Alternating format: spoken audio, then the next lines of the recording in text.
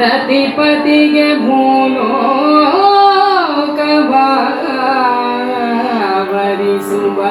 ಭೂಪಂ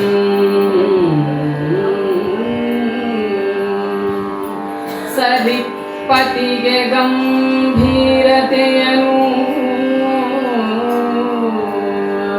ಸ್ವಾಹಾಪತಿಗೆ ತೇಜಮಂ ಕೊಟ್ಟ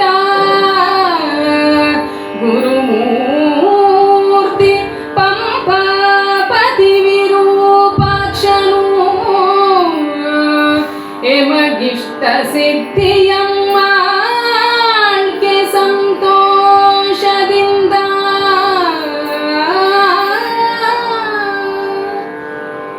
ಸಜ್ಜನರ ಸಭೆಗೆ ವಂದಿಸಿ ರಾಘವಾಂಕ ಕವಿಯ ಹರಿಶ್ಚಂದ್ರ ಕಾವ್ಯದಲ್ಲಿ ಬರುವ ವಿಶ್ವೇಶ್ವರ ಸಾಕ್ಷಾತ್ಕಾರ ಎನ್ನುವ ಕಥಾಭಾಗವನ್ನ ಸಜ್ಜನರ ಸಭೆಯ ಮುಂದಿಡುವುದಕ್ಕೆ ಸಂತೋಷ ಪಡುತ್ತೇನೆ. ಕವಿ ರಾಘವಾಂಕನ ಬಗ್ಗೆ ಇರತಕ್ಕಂಥ ಅಭಿಮಾನದ ಮಾತು, ಉಭಯ ಕವಿ ಕಮಲ ರವಿ. ರವಿಯು ಉದಿಸಿ ಬಂದಾಗ ಹೇಗೆ ಕಮಲವು ಅರಳುವುದೋ ಅದೇ ಬಗೆಯಲ್ಲಿ ಕವಿಯ ಶ್ರೇಷ್ಠವಾದ ಕಾವ್ಯವನ್ನು ಓದಿದಾಗ ಸಹೃದಯರನ್ನ ಮನಸ್ಸಿನ ಕಮಲ ಅರಳುತ್ತದೆಯಾದ್ದರಿಂದ ಕಮಲ ರವಿ ಎನ್ನತಕ್ಕಂಥ ಸಾರ್ಥಕವಾದ ಬಿರುದನ್ನ ಪಡೆದವನು ಆ ಶ್ರೇಷ್ಠನಾಗಿರುವ ರಾಘವಾಂಕ ಕವಿ. ಆತನ ಹರಿಶ್ಚಂದ್ರ ಕಾವ್ಯವೋ ಅತ್ಯಂತ ಅಪೂರ್ವವಾದಂತಹ ಕಾವ್ಯ. ಕಥೆ ಹೀಗೆ ಆರಂಭವಾಗ್ತದೆ. ಶ್ರೇಷ್ಠವಾದಂತಹ ದೇವಲೋಕದ ಇಂದ್ರನ ಸಭೆಯಲ್ಲಿ ಹೀಗೊಂದು ಸಂವಾದ ಏರ್ಪಟ್ಟಿದೆ. ಇದಿನಲ್ಲಿ ಶ್ರೇಷ್ಠರಾದಂತಹ ವಸಿಷ್ಠರು ಇದ್ದಾರೆ, ಇನ್ನೊಂದು ಕಡೆಯಲ್ಲಿ ಬ್ರಹ್ಮಜ್ಞಾನಿಗಳಾಗಿರತಕ್ಕಂಥ ವಿಶ್ವಾಮಿತ್ರರು ಇದ್ದಾರೆ. ಈ ಒಡ್ಡೋಲಗದಲ್ಲಿ ಎದ್ದಂತಹ ಪ್ರಶ್ನೆ ಇಂಥದ್ದು: ಭೂಲೋಕದಲ್ಲಿ ಸತ್ಯಧರ್ಮವನ್ನ ನಿರ್ದಿಷ್ಟವಾಗಿ ಸದಾಕಾಲ ಪರಿಪಾಲನೆ ಮಾಡಿಕೊಂಡು ಬರತಕ್ಕಂಥ ವ್ಯಕ್ತಿ ಇದ್ದಾನೆಯೇ ಎನ್ನುವ ಪ್ರಶ್ನೆ ಬಂದಾಗ ಈ ಪ್ರಶ್ನೆಗೆ ಮೊದಲಾಗಿ ಉತ್ತರಿಸಿದವರು ವಸಿಷ್ಠರು. ಇದ್ದಾನೆ, ಭೂಲೋಕದಲ್ಲಿ ಸತ್ಯವನ್ನೇ, ನ್ಯಾಯವನ್ನೇ, ನೀತಿಯನ್ನೇ, ಧರ್ಮವನ್ನೇ ಜೀವನದ ಅಸ್ತ್ರವನ್ನಾಗಿ, ಜೀವನದ ನಿರ್ದಿಷ್ಟವಾಗಿರತಕ್ಕಂಥ ಶಕ್ತಿಯನ್ನಾಗಿ ಮಾಡಿಕೊಂಡಿರತಕ್ಕಂಥ ಮಹಾನುಭಾವನೊಬ್ಬನಿದ್ದಾನೆ, ಅಯೋಧ್ಯೆಯಲ್ಲಿ ಇದ್ದಾನೆ. ಈ ಬಗೆಯಲ್ಲಿ ವಸಿಷ್ಠರು ಉತ್ತರಿಸಿದರೆ ವಿಶ್ವಾಮಿತ್ರರು ಮರುಪ್ರಶ್ನೆ ಮಾಡ್ತಾರೆ, ಭೂಲೋಕದಲ್ಲಿ ಸತ್ಯವನ್ನ ಪರಿಪಾಲನೆ ಮಾಡುವ ಅಯೋಧ್ಯೆಯ ರಾಜ ಯಾರು ಅಂತ ಪ್ರಶ್ನೆ ಬಂದರೆ ತ್ರಿಶಂಕುನಂದನನಾದ ಹರಿಶ್ಚಂದ್ರನೆಯ ಸತ್ಯವನ್ನ ಪರಿಪಾಲನೆ ಮಾಡುವ ವ್ಯಕ್ತಿ, ಸತ್ಯ ಧರ್ಮಕ್ಕೆ ಚ್ಯುತಿ ಬರದಂತೆ ಭೂಮಿಯನ್ನ ಆಳ್ತಾ ಇದ್ದಾನೆ, ಸತ್ಯ ಮಾರ್ಗವನ್ನು ಅನುಸರಿಸುವವನು ಅವನು, ಸತ್ಯವೇ ಅವನಿಗೆ ವ್ರತವಾಗಿದೆ. ಈ ಬಗೆಯಲ್ಲಿ ನುಡಿದರೆ ಕೋಪಿಷ್ಠನಾಗಿದ್ದಾನೆ ವಿಶ್ವಾಮಿತ್ರ. ಎರಡೂ ಕಾರಣದಿಂದ ದೇವಸಭೆಯಲ್ಲಿ ಮೊದಲಾಗಿ ಮಾತನಾಡುವುದಕ್ಕೆ ತನಗೆ ಅವಕಾಶ ಸಿಗಲಿಲ್ಲ, ಬದಲಾಗಿ ವಸಿಷ್ಠರಿಗೆ ಸಿಕ್ಕಿತು ಎನ್ನತಕ್ಕಂತಹ ಅಸೂಯೆ ಮತ್ಸರ ಒಂದು ಕಡೆಯಲ್ಲಿ, ಇನ್ನೊಂದು ಕಡೆಯಲ್ಲಿ ವಸಿಷ್ಠರು ಹೇಳಿದ್ದೆಲ್ಲವನ್ನು ಖಂಡಿಸಬೇಕು ಎನ್ನುವ ಹಠಕ್ಕೆ ಬಿದ್ದಿರತಕ್ಕಂತಹ ವಿಶ್ವಾಮಿತ್ರ ಆ ಕ್ಷಣದಲ್ಲಿ ದೇವಸಭೆಯಲ್ಲಿ ನುಡಿತಾನೆ, ಭೂಲೋಕದ ಸಾಮಾನ್ಯನಾದಂತಹ ಕ್ರಿಮಿಯೊಂದನ್ನ ಈ ಸಭೆಯಲ್ಲಿ ನೀವು ಹೊಗಳುತ್ತೀರಿ ಅಂತ ಆದ್ರೆ ಆ ಹರಿಶ್ಚಂದ್ರನ ಬಾಯಲ್ಲಿ ನಾನು ಸುಳ್ಳನ್ನು ನುಡಿಸುತ್ತೇನೆ. ವಿಚಿತ್ರವಾದ ಸನ್ನಿವೇಶ ಏರ್ಪಟ್ಟಿತು. ಸಭೆ ನಡೆದದ್ದು ದೇವಲೋಕದಲ್ಲಿ, ಸಂವಾದ ನಡೆದಿದ್ದು ವಿಶ್ವಾಮಿತ್ರ ಮತ್ತು ವಸಿಷ್ಠರ ನಡುವೆ. ಈಗ ಇಕ್ಕಟ್ಟಿಗೆ ಸಿಲುಕಿದ್ದು ಹರಿಶ್ಚಂದ್ರ. ಎರಡು ಕೋಣಗಳು ಬಲವನ್ನ ಪ್ರಯೋಗಿಸಿ ಗುದ್ದಾಡುವ ಸಮಯದಲ್ಲಿ ನಿರಪರಾಧಿಯಾದಂತಹ ಮಧ್ಯದಲ್ಲಿ ಸಿಕ್ಕಿದ ಗಿಡವೊಂದಕ್ಕೆ ಮೃತ್ಯು ಒದಗಿದಂತೆ ಹೋರಾಟ ಮಾಡುವುದು ಕೋಣಗಳು. ಯಾವುದೇ ಅಪರಾಧ ಮಾಡದೆ ಹೋದಂತ ಎಳೆಯ ಗಿಡವೊಂದು ನಡುವಿನಲ್ಲಿ ಸಿಕ್ಕಿ ನರಳಿ ಸಾಯುವ ರೀತಿಯಲ್ಲಿ ಹರಿಶ್ಚಂದ್ರನ ಸ್ಥಿತಿ ಉಂಟಾಯಿತಲ್ಲ ಅಂತ ರಾಘವಾಂಕ ವರ್ಣನೆ ಮಾಡುತ್ತಾನೆ. ಈಗ ಆದದ್ದು ಹಾಗೆ. ವಸಿಷ್ಠರು ಮತ್ತು ವಿಶ್ವಾಮಿತ್ರರ ನಡುವಿನ ಕದನದಲ್ಲಿ ಸಿಕ್ಕಿ ನರಳುವ ಸ್ಥಿತಿ ಹರಿಶ್ಚಂದ್ರನದಾಯಿತು. ಮಾತು ನಡೆಸಿಕೊಡಬೇಕಲ್ಲ ವಿಶ್ವಾಮಿತ್ರ. ಬಗೆ ಬಗೆಯ ಸಂಕಷ್ಟಗಳನ್ನು ತಂದು ಒಡ್ಡಿದ್ದಾನೆ. ಆನೆಯ ಮೇಲೆ ಏರಿ ಜಟ್ಟಿಯೊಬ್ಬ ಎತ್ತರಕ್ಕೆ ಕವಡೆಯನ್ನ ಚಿಮ್ಮಿದರೆ ಎಷ್ಟು ಎತ್ತರದ ಹೊನ್ನರಾಶಿಯೋ ಅಷ್ಟು ಎತ್ತರದ ಹೊನ್ನರಾಶಿಯನ್ನ ನನಗೆ ಕೊಡು. ಹರಿಶ್ಚಂದ್ರ ಒಪ್ಪಿದ. ಇಷ್ಟು ಸಾಲವೆನ್ನುವಂತೆ ರಾಜ್ಯವನ್ನ ವಶಪಡಿಸಿಕೊಂಡ. ಆದರೂ ವಿಶ್ವಾಮಿತ್ರನ ಋಣ ತೀರಲಿಲ್ಲ ಅಂತ ಆಗುವಾಗಲೇ ನೇರವಾಗಿ ಹರಿಶ್ಚಂದ್ರ ತನ್ನ ಮಡದಿಯಾದ ಚಂದ್ರಮತಿ ಮಗನಾದ ಲೋಹಿತಾಶ್ವನನ್ನ ಸೇರಿಕೊಂಡು ಕಾಶೀನಗರವನ್ನ ಸೇರಿದ್ದಾನೆ. ಸ್ವತಂತ್ರವಾದ ನಗರ ಕಾಶೀನಗರ. ಇಲ್ಲಿ ಏನಾದರೂ ಸಂಪಾದನೆಯನ್ನ ಮಾಡಿ ವಿಶ್ವಾಮಿತ್ರರ ಋಣವನ್ನ ತೀರಿಸುತ್ತೇನೆ, ಹೀಗೆ ಕಾಶಿಯ ಕಡೆಗೆ ಪ್ರಯಾಣವನ್ನ ಬೆಳೆಸಿದರೆ ಅಡಿಗಡಿಗೆ ತೊಂದರೆಯನ್ನ ಕೊಟ್ಟು ಉಪದ್ರವವನ್ನ ಕೊಟ್ಟು ಕಾಡುವುದಕ್ಕೋಸ್ಕರವೇ ವಿಶ್ವಾಮಿತ್ರನ ಶಿಷ್ಯನಾದ ನಕ್ಷತ್ರಕನೆನ್ನುವವನು ಜೊತೆಯಲ್ಲಿ ಬಂದಿದ್ದಾನೆ. ನಡುವಿನಲ್ಲಿ ಅನಿರೀಕ್ಷಿತವಾದಂತಹ ಕಾಳ್ಗಿಚ್ಚು ಏರ್ಪಟ್ಟಿದೆ. ಬಹುಬಗೆಯ ಸಂಕಟಗಳನ್ನ ಈ ಹರಿಶ್ಚಂದ್ರನಿಗೆ ತಂದೊಡ್ಡಿದ್ದಾನೆ ನಕ್ಷತ್ರಕ. ಇದೆಲ್ಲವನ್ನ ಎಣಿಸಿ ಮುಂದಕ್ಕೆ ಹೋಗಿ ಇನ್ನೇನು ಒಂದು ದಿನ ಮಾತ್ರ ಉಳಿದಿರುವಾಗ ಏನಾದರೂ ಪರಿಹಾರ ಸಿಕ್ಕಿತೆ ಎಂದು ಯೋಚಿಸುವ ನಡುವಿನಲ್ಲಿ ಎಂತೆಲ್ಲ ದುರ್ಲಭವಾಗಿರತಕ್ಕಂತಹ ಸನ್ನಿವೇಶಗಳನ್ನ ಹರಿಶ್ಚಂದ್ರ ಎದುರಿಸಬೇಕಾಗಿ ಬಂತು. ಬೇರೆ ಮಾರ್ಗವೇ ತಿಳಿಯದೇ ಹೋದಾಗ ಮಡದಿಯಾದಂಥ ಚಂದ್ರಮತಿಯನ್ನ ಮಗನಾದಂಥ ಲೋಹಿತಾಶ್ವನನ್ನ ಮಾರುವುದಕ್ಕೆ ಅಣಿಯಾಗುತ್ತಾನೆ. ಮಾರುವ ಕ್ರಮ ಹೇಗೆ ಅಂತ ಯೋಚನೆ ಮಾಡಿದರೆ ಇಬ್ಬರ ಹಣೆಯಲ್ಲಿ ಹುಲ್ಲನ್ನ ಕಟ್ಟಿದ್ದಾನೆ. ರಾಜಬೀದಿಯಲ್ಲಿ ಮಡದಿ ಮಗುವನ್ನ ಮಾರುತ್ತೇನೆ ಅಂತ ಘೋಷಣೆ ಮಾಡಿದ್ದಾನೆ. ಹೀಗೆ ಘೋಷಣೆಯನ್ನ ಮಾಡಿದಾಗ ಆ ಅಗ್ನಿಯೇ ವಿಪ್ರ ರೂಪದಿಂದ ಬಂದು ಬ್ರಾಹ್ಮಣ ರೂಪದಿಂದ ಬಂದು ಮಡದಿ ಮಕ್ಕಳನ್ನ ಸ್ವೀಕರಿಸಿದ್ದಾನೆ. ಹೊನ್ನಿನ ರಾಶಿಯನ್ನ ಕೊಟ್ಟಿದ್ದಾನೆ. ವಿಶ್ವಾಮಿತ್ರನ ಋಣ ತೀರಿತೆ ಅಂತ ಪ್ರಶ್ನೆ ಬಂದ್ರೆ ಆಗಲೂ ಋಣ ತೀರಲಿಲ್ಲ. ಇದೆಲ್ಲವೂ ಕೂಡ ಸಂಪೂರ್ಣವಾಗಿ ನಕ್ಷತ್ರಕನ ಶುಲ್ಕಕ್ಕೆ ಸೀಮಿತವಾಗಿದೆ ಅಂತಾದಾಗ ಮತ್ತೆ ಯಾವುದು ಪರಿಹಾರ ಎನ್ನುವ ಯೋಚನೆ ಬಂದಾಗಲೇ ಸ್ಪಷ್ಟವಾಗಿ ತಿಳಿಸಿದಂತೆ ಇನ್ನು ಇರುವುದು ಒಂದೇ, ನನ್ನನ್ನು ನಾನು ಮಾರಿಕೊಳ್ಳುತ್ತೇನೆ. ಈ ಬಗೆಯಲ್ಲಿ ಯೋಚಿಸಿ ಕಾಶಿಯ ಬೀದಿ ಬೀದಿಗಳಲ್ಲಿ ಮಹಾರಾಜ ತನ್ನನ್ನು ಮಾರುವುದಕ್ಕೆ ಸಾಯಂಕಾಲದವರೆಗೆ ಅಲೆದಾಟ ಮಾಡಿದರೂ ಕೊಳ್ಳುವವರಿಲ್ಲ. ಹತಾಶನಾಗಿ ಇರುವ ಸ್ಥಿತಿಯಲ್ಲಿಯೇ ಅದು ವಿಶ್ವಾಮಿತ್ರನ ಪವಾಡವೋ ಎನ್ನುವಂತೆ ಯಮನೇ ಸ್ವತಃ ವೀರಬಾಹುಕನ ರೂಪದಲ್ಲಿ ಎದುರಿಗೆ ಬಂದು ಸ್ಮಶಾನದ ಕಾವಲುಗಾರನನ್ನಾಗಿ ಹರಿಶ್ಚಂದ್ರನನ್ನ ಸ್ವೀಕಾರ ಮಾಡಿದ್ದು ಆಯಿತು. ಈಗ ಈ ಹರಿಶ್ಚಂದ್ರ ಹಿಂದೆ ಅಯೋಧ್ಯೆಯನ್ನ ಆಳ್ತಾ ಇದ್ದ ಭೂಪಾಲ ಈಗ ಸ್ಮಶಾನದ ಹೆಣಗಳನ್ನ ಸುಡತಕ್ಕಂತ ಸಾಮಾನ್ಯ ಕಾವಲುಗಾರನಾಗಿ ನೇಮಿತನಾಗಿದ್ದಾನೆ. ವಿಧಿಯ ವಿಪರ್ಯಯವೆಂದರೆ ಹೀಗೆ ಇರಬೇಕು. ತೃಪ್ತಿಯಿಲ್ಲ ವಿಶ್ವಾಮಿತ್ರನಿಗೆ, ಮಾಡಬೇಕು ಇನ್ನೊಂದು ಕೆಲಸವನ್ನ ಎನ್ನುವ ಯೋಚನೆ ಬಂದಿದ್ದೆ. ಕೃತಕವಾದ ಮಾಯಾರೂಪದ ಸರ್ಪವೊಂದನ್ನ ಸೃಷ್ಟಿ ಮಾಡಿ ಆ ಸರ್ಪವಾದರೂ ಅರಣ್ಯಕ್ಕೆ ಹೂವು ಹುಳ್ಳಿಗಳನ್ನ ತರುವುದಕ್ಕೆ ಹೋಗಿರತಕ್ಕಂಥ ಲೋಹಿತಾಶ್ವನಿಗೆ ಕಚ್ಚಿದೆ. ಇರುವ ಒಬ್ಬ ಮಗನನ್ನ ಕಳೆದುಕೊಂಡಿರತಕ್ಕಂಥ ಚಂದ್ರಮತಿ ಹತಾಶರಾಗಿ ದುಃಖಿಸ್ತಾಳೆ. ಇನ್ನೆಲ್ಲಿ ಮಗ?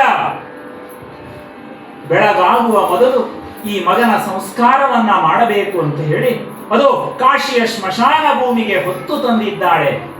ಹೊತ್ತು ತಂದು ಹೆಣವನ್ನ ಮುಂದಕ್ಕೆ ಇಟ್ಟು ಸುಡುವುದಕ್ಕೆ ಮುಂದಾದರೆ ತಡೆಯೊಡ್ಡಿದ ಕಾವಲುಗಾರನಾದ ಹರಿಶ್ಚಂದ್ರ ತಡೆಯೊಡ್ಡಿ ಈ ಬಗೆಯಲ್ಲಿ ನುಡಿತಾನೆ. ಉದಿದಿರುಳು ಕಡೆಗಾಣ್ಬ ಗುರುಹಾಗುತ್ತಿದೆ, ಸೂರ್ಯನುದಯಿಸಿದ ನಾದಡೆ ಎಂದವರು ಎಲ್ಲ ನರಸಿ ತಳುವಿದಳೆಂದು ಕೊಲ್ಲದಿರನು ಈ ಕುಮಾರನೀಗ. ಈಗ ಈ ಕುಮಾರನನು ದಹಿಸಬೇಕರಸ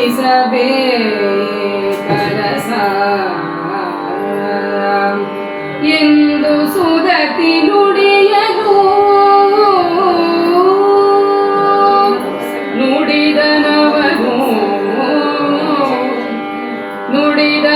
ನುಡಿದನವನೀಶ ತೆರೆಯ ನಿಕ್ಕದೆ ಸುಡಲ್ಬಾರದು, ಉಳ್ಳಡೆ ಕೊಡು ಇಲ್ಲದಡೆ ಬೇಗದಿ ಹೋಗಿ ನಿನ್ನೊಡೆಯನನು ಬೇಡಿದ, ತಾರದಿರೆ ಸುಡಲ್ಬೇಡೆಂದನು. ಎಂತಹ ದುರ್ವಿಧಿ! ಇರುವ ಒಬ್ಬ ಮಗನನ್ನ ಕಳೆದುಕೊಂಡು ಆತನಿಗೆ ಅಂತ್ಯ ಸಂಸ್ಕಾರ ಮಾಡಬೇಕು ಎನ್ನುವುದಾಗಿ ಅಗ್ನಿಯ ಸ್ಪರ್ಶಕ್ಕೆ ಅಣಿಯಾದರೆ ಮಸಣದ ಕಾವಲುಗಾರ ತಡೆಯೊಡ್ಡುತ್ತಾ ಇದ್ದಾನೆ. ಸುಡಬೇಡ ಸುಡಬೇಡ, ಒಡೆಯನಿಗೆ ಸಿಗಬೇಕಾದಂತ ತೆರಿಗೆಯನ್ನ ಕೊಡದೆ ಇಲ್ಲಿ ಹೆಣವನ್ನ ಸುಡಲಾಗದು. ಕಠೋರವಾದ ಮಾತುಗಳನ್ನ ಕಾವಲುಗಾರ ನುಡಿತಾ ಇದ್ರೆ ಅದು ರಾತ್ರಿ ಕಳೆದು ಪೂರ್ವ ದಿಗಂತದಲ್ಲಿ ಸೂರ್ಯ ಉದಯಿಸುವಂತಹ ಸಮಯ ಸನ್ನಿಹಿತವಾಗುತ್ತಾ ಇದೆ. ರಾತ್ರಿ ಕಳೆಯಿತೆಂದರೆ ನಾನು ಕೆಲಸ ಮಾಡುತ್ತಿರುವುದು ವಿಪ್ರನ ಮನೆಯಲ್ಲಿ, ಬ್ರಾಹ್ಮಣನ ಮನೆಯವರು, ಕ್ರೂರಿಗಳು ಅವರು. ಸ್ವಲ್ಪ ಕ್ಷಣ ಕಾಲ ವಿಳಂಬವಾದರೂ ಸಹಿಸುವವರಲ್ಲ. ಹಣವನ್ನ ತರೋಣವೆಂದರೆ ಎಲ್ಲಿದೆ ಹಣ? ಎಲ್ಲಿ ಶುಲ್ಕವನ್ನ ಸಂಗ್ರಹಿಸಲಿ ಸಾಧ್ಯವಿಲ್ಲ. ರಾತ್ರಿ ಕಳೆಯುವ ಮೊದಲು ಮಗನ ಸಂಸ್ಕಾರವನ್ನ ಮಾಡಿ ಅದೋ ಮತ್ತೆ ವಿಪ್ರನ ಮನೆಯ ಕೆಲಸಕ್ಕೆ ಅಣಿಯಾಗಬೇಕು ಮಾಡಿಕೊಂಡವಳು ನಾನು. ಬಹು ಬಗೆಯಲ್ಲಿ ಪ್ರಾರ್ಥನೆಯನ್ನ ಆ ಕಾವಲುಗಾರನ ಎದುರಿನಲ್ಲಿ ಮಾಡಿದರೆ ಕೇಳುವನೇ? ಕೇಳಲಾರ. ಯಾವ ಮಾತನ್ನು ಕೇಳದೇ ಹೋದಂತ ಕಾವಲುಗಾರ ಬಲವಾಗಿ ನುಡಿತಾನೆ, ನಿನ್ನ ಬಳಿ ಇಲ್ಲದಿದ್ದರೇನಂತೆ ಒಡೆಯನ ಬಳಿ ಹೋಗಿ ಕೇಳು. ಎಲ್ಲಿಯವರೆಗೆ ಮಸಣಕ್ಕೆ ಯೋಗ್ಯವಾಗಿದ ಶುಲ್ಕವನ್ನ ನೀನು ಕೊಡುವುದಿಲ್ಲವೋ ಅಲ್ಲಿಯವರೆಗೆ ಹೆಣವನ್ನ ಸುಡಲು ಆಗದು. ಕಠೋರವಾದ ವಚನಗಳನ್ನು ನುಡಿದು ಬಿಟ್ಟನಲ್ಲ. ಹೇಗೆ ಸಂಗ್ರಹಿಸುವುದು? ಈ ಚಿಂತೆಯಲ್ಲಿಯೇ ಚಂದ್ರಮತಿ ಬೇಯುತ್ತಿದ್ದಾಳೆ. ಮುಂದೆ ಭೂಪನ ಸತಿಗುಪದ್ರವಂ ಮಾಡಬೇಕೆಂದು ಕೌಶಿಕ ಮುನೀಂದ್ರಂ ನೆನೆದು ಚಿಂತಿಸುತ್ತೊಂದು ಪಾಯಂಗಂಡು ಚೋರರಂ ಕೆಲಬರಂ ನಿರ್ಮಿಸುತ್ತ ಅವರ್ಗೆಂದನು, ಇಂದು ನೀವೀ ಪುರವನಾಳ್ವರಸನಡುಗನಂ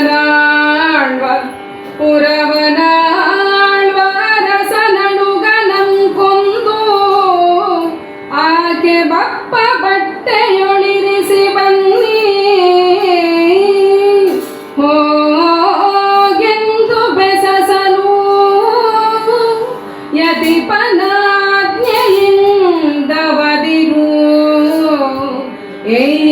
ತಂದು ಪೊಳಲಂ ಸಾರ್ದರು. ಕರುಣೆಯೇ ಇಲ್ಲದೆ ಹೋದಂತ ಕಾವಲುಗಾರ ತೆರಿಗೆಯನ್ನ ಒಡೆಯನಿಂದ ತರದ ಹೊರತು ಈ ಮಸಣದಲ್ಲಿ ಸಂಸ್ಕಾರ ಸಾಧ್ಯವಿಲ್ಲ. ಈ ಬಗೆಯ ನುಡಿಯನ್ನ ನುಡಿದಾಗ ತಾಯಿಯಾಗಿ ಚಂದ್ರಮತಿ ಇನ್ನೇನು ಮಾಡಬಲ್ಲಳು? ರಾತ್ರಿಯ ಕಾಲದಲ್ಲಿ ಮತ್ತೆ ಎಲ್ಲಿಯಾದರೂ ತೆರಿಗೆಯನ್ನ ಸಂಗ್ರಹಿಸುತ್ತೇನೆ ಎಂದು ಎಡಗುತ್ತಾ ತಡಗುತ್ತಾ ಮುಂದಕ್ಕೆ ಸಾಗುತ್ತಾ ಇದ್ದರೆ ಅದೋ ವಿಶ್ವಾಮಿತ್ರ ಮತ್ತೆ ಕ್ರೂರಿಯಾಗಿದ್ದಾನೆ. ಈ ಸತಿಗೆ ಇನ್ನೊಂದು ಉಪದ್ರವವನ್ನ ಮಾಡುತ್ತೇನೆ, ನನ್ನ ಸಾಮರ್ಥ್ಯ ಏನು ಎನ್ನುವುದನ್ನು ಮತ್ತೆ ತೋರಿಸುತ್ತೇನೆ. ಇಷ್ಟು ಕಠೋರವಾದ ನುಡಿಗಳನ್ನ ಆಡಿದಂತಹ ವಿಶ್ವಾಮಿತ್ರ ಕೃತಕವಾಗಿ ಕಳ್ಳರನ್ನ ಚೋರರನ್ನ ಸೃಷ್ಟಿ ಮಾಡಿದ್ದಾನೆ. ಸೃಷ್ಟಿ ಮಾಡಿದಂತಹ ಚೋರರನ್ನ ಕರೆದು ಹೇಳ್ತಾನೆ, ಹೋಗಿ ನೀವು ಕಾಶಿಯ ಅಧೀಶ್ವರನ ರಾಜಭವನವನ್ನ ಪ್ರವೇಶ ಮಾಡಬೇಕು. ರಾಜಭವನದ ನಡುವೆ ಮಲಗಿರತಕ್ಕಂತ ರಾಜಕುಮಾರನನ್ನ ಸೆಳೆದು ತಂದು ಹರಿತವಾದ ಖಡ್ಗದಿಂದ ಆತನ ತಲೆಯನ್ನ ಕತ್ತರಿಸಬೇಕು. ಮೈ ಮೇಲಿನ ಆಭರಣವನ್ನ ಸೆಳೆದುಕೊಂಡು ದೂರಕ್ಕೆ ಹೋಗಬೇಕು. ಈ ನಡುವಿನಲ್ಲಿ ಸತ್ತ ಮಗುವಿನ ಹೆಣವನ್ನ ರಾತ್ರಿಯ ಕಾಲದಲ್ಲಿ ತೆರಿಗೆಯನ್ನ ಸಂಗ್ರಹ ಮಾಡುವುದಕ್ಕೆ ಚಂದ್ರಮತಿ ಬರುತ್ತಿರುವ ದಾರಿಯಲ್ಲಿ ಚೆಲ್ಲಬೇಕು. ಈ ಬಗೆಯಲ್ಲಿ ಆಜ್ಞೆಯನ್ನ ಮಾಡಿದರೆ ಕಳ್ಳರು ಮರುಕ್ಷಣದಲ್ಲಿ ವಿಶ್ವಾಮಿತ್ರನ ಆಜ್ಞೆಯನ್ನ ಪರಿಪಾಲಿಸುವುದಕ್ಕೆ ಕಾಶಿಯ ಅರಮನೆಯ ಕಡೆಗೆ ಸಾಗುತ್ತಾರೆ. ಚೋರರೊಳಪೊಕ್ಕು ಮಿಕ್ಕಾಪುರದ ಭೂಪನ ಕುಮಾರನಂ ಕಂಡು ಓಡಿ ಬಂದು ಗೊಂದಿಯೊಳಲಂಕಾರನಂ ಕೊಂಬ ಭರದಿಂ ಕೊರಡನರಿಯದು ಆ ಶಿಶುರಲರು ಆದನಿಯಲು ದೂರದಿಂ ಕೇಳ್ದು ಎನ್ನ ಮಗನಾಗದಿರನು ಎನ್ನುತ್ತಾರೋ ನಿರೋಧಿಸುವರೋ ನಿರೋಧಿಸುವರೆಂದೋಜೆ ಹುಟ್ಟದೆ ಅವಿಚಾರದಿಂ ಹರಿದಳು ಎಂಬಗಳ್ ಅತಿ ದುಃಖಿಗುಂಟೆ ಬುದ್ಧಿ ಜಗವರಿಯಲು. ಚಂದ್ರಮತಿಯ ಬದುಕಿನಲ್ಲಿ ಸಂಕಟಗಳ ಪರಂಪರೆಯೇ ಮುಂದುವರಿತಾ ಇದೆ. ಕೌಶಿಕನ ಆಜ್ಞೆಯನ್ನ ಶಿರಸ್ಸಿನಲ್ಲಿ ಧರಿಸಿದಂತಹ ಚೋರರು ಅದು ಅರಮನೆಯನ್ನ ಪ್ರವೇಶ ಮಾಡಿ ನೆಮ್ಮದಿಯ ನಿದ್ದೆಯಲ್ಲಿರತಕ್ಕಂತಹ ಕಾಶಿಯ ಕುವರನ ಶಿರವನ್ನ ಹರಿತವಾದ ಖಡ್ಗದಿಂದ ಇರಿದಿದ್ದಾರೆ. ಮೈ ಮೇಲಿನ ಆಭರಣಗಳನ್ನ ಸೆಳೆಯುವ ರೀತಿಯಲ್ಲಿ ಎಳೆದುಕೊಂಡು ಆ ಮಗುವನ್ನ ದರದರನೆ ಎಳೆದು ತಂದು ಚಂದ್ರಮತಿ ಸಾಗುತ್ತಾ ಇರತಕ್ಕಂತಹ ಬೀದಿಯ ನಡುವಿನಲ್ಲಿ ಚೆಲ್ಲಿ ದೂರಕ್ಕೆ ಹೊರಟರೆ ಅರೆ ಬೆಂಗ ಅರೆ ಕತ್ತರಿಸಿದಂತಹ ಆ ತಲೆಯ ವೇದನೆಯನ್ನ ಸಹಿಸಲು ಸಾಧ್ಯವಾಗದೆ ಆ ಪುತ್ರ ನರಳುತ್ತಾ ಇದ್ದಾನೆ, ಅರಚುತ್ತಾ ಇದ್ದಾನೆ. ಅರಚುವ ಮಗುವಿನ ಧ್ವನಿ ಕೇಳಿ ಬರ್ತಾ ಇದೆ. ಆ ಧ್ವನಿಯನ್ನ ದೂರದಿಂದ ಕೇಳಿದ ಚಂದ್ರಮತಿ ರಾತ್ರಿಯ ಕಾಲದಲ್ಲಿ ಊಹಿಸ್ತಾಳೆ, ನನ್ನ ಮಗನೇ ಈ ಬಗೆಯಲ್ಲಿ ರೋಧಿಸುತ್ತಾ ಇರಬಹುದೇ? ವಿಚಿತ್ರವಾದ ಸನ್ನಿವೇಶವಲ್ಲವೇ? ಈಗಾಗಲೇ ಸರ್ಪ ಕಚ್ಚಿ ಸತ್ತು ಹೋದಂತ ಮಗು ಮತ್ತೆ ಅಳುವುದಕ್ಕೆ ಸಾಧ್ಯವೇ ಎನ್ನುವ ಪ್ರಶ್ನೆ ಬಂದ್ರೆ ರಾಘವಾಂಕ ಇಷ್ಟು ಚಂದದ ಉತ್ತರವನ್ನು ಕೊಡ್ತಾನೆ. ಅತಿ ದುಃಖಿಗೆ ಬುದ್ಧಿಗೇಡಿ ಅಲ್ಲದೆ ಮತ್ತೇನು ಸ್ಥಿತಿ? ಅತಿಯಾದ ದುಃಖಕ್ಕೆ ಒಳಗಾದವರಿಗೆ ಬುದ್ಧಿ ಸ್ಥಿಮಿತದಲ್ಲಿ ಇರಲಾರದು, ಅವರ ಹತೋಟಿಯಲ್ಲಿ ಬುದ್ಧಿ ಇರಲಾರದು. ಸತ್ತ ಮಗನು ಅರಚುತ್ತಿದ್ದಾನೆಂದು ಭಾವಿಸಿದಂತಹ ಚಂದ್ರಮತಿ ಆ ಮಗುವಿನ ಸಮೀಪಕ್ಕೆ ಹೋಗಿ ನೋಡ್ತಾಳೆ. ಈತ ಲೋಹಿತಾಶ್ವನೇ. ಸಾರೆ ಬರೆ ಬಿಟ್ಟೋಡಿ ಹೋದ ಚೋರರ ಖಡ್ಗಧಾರೆಯು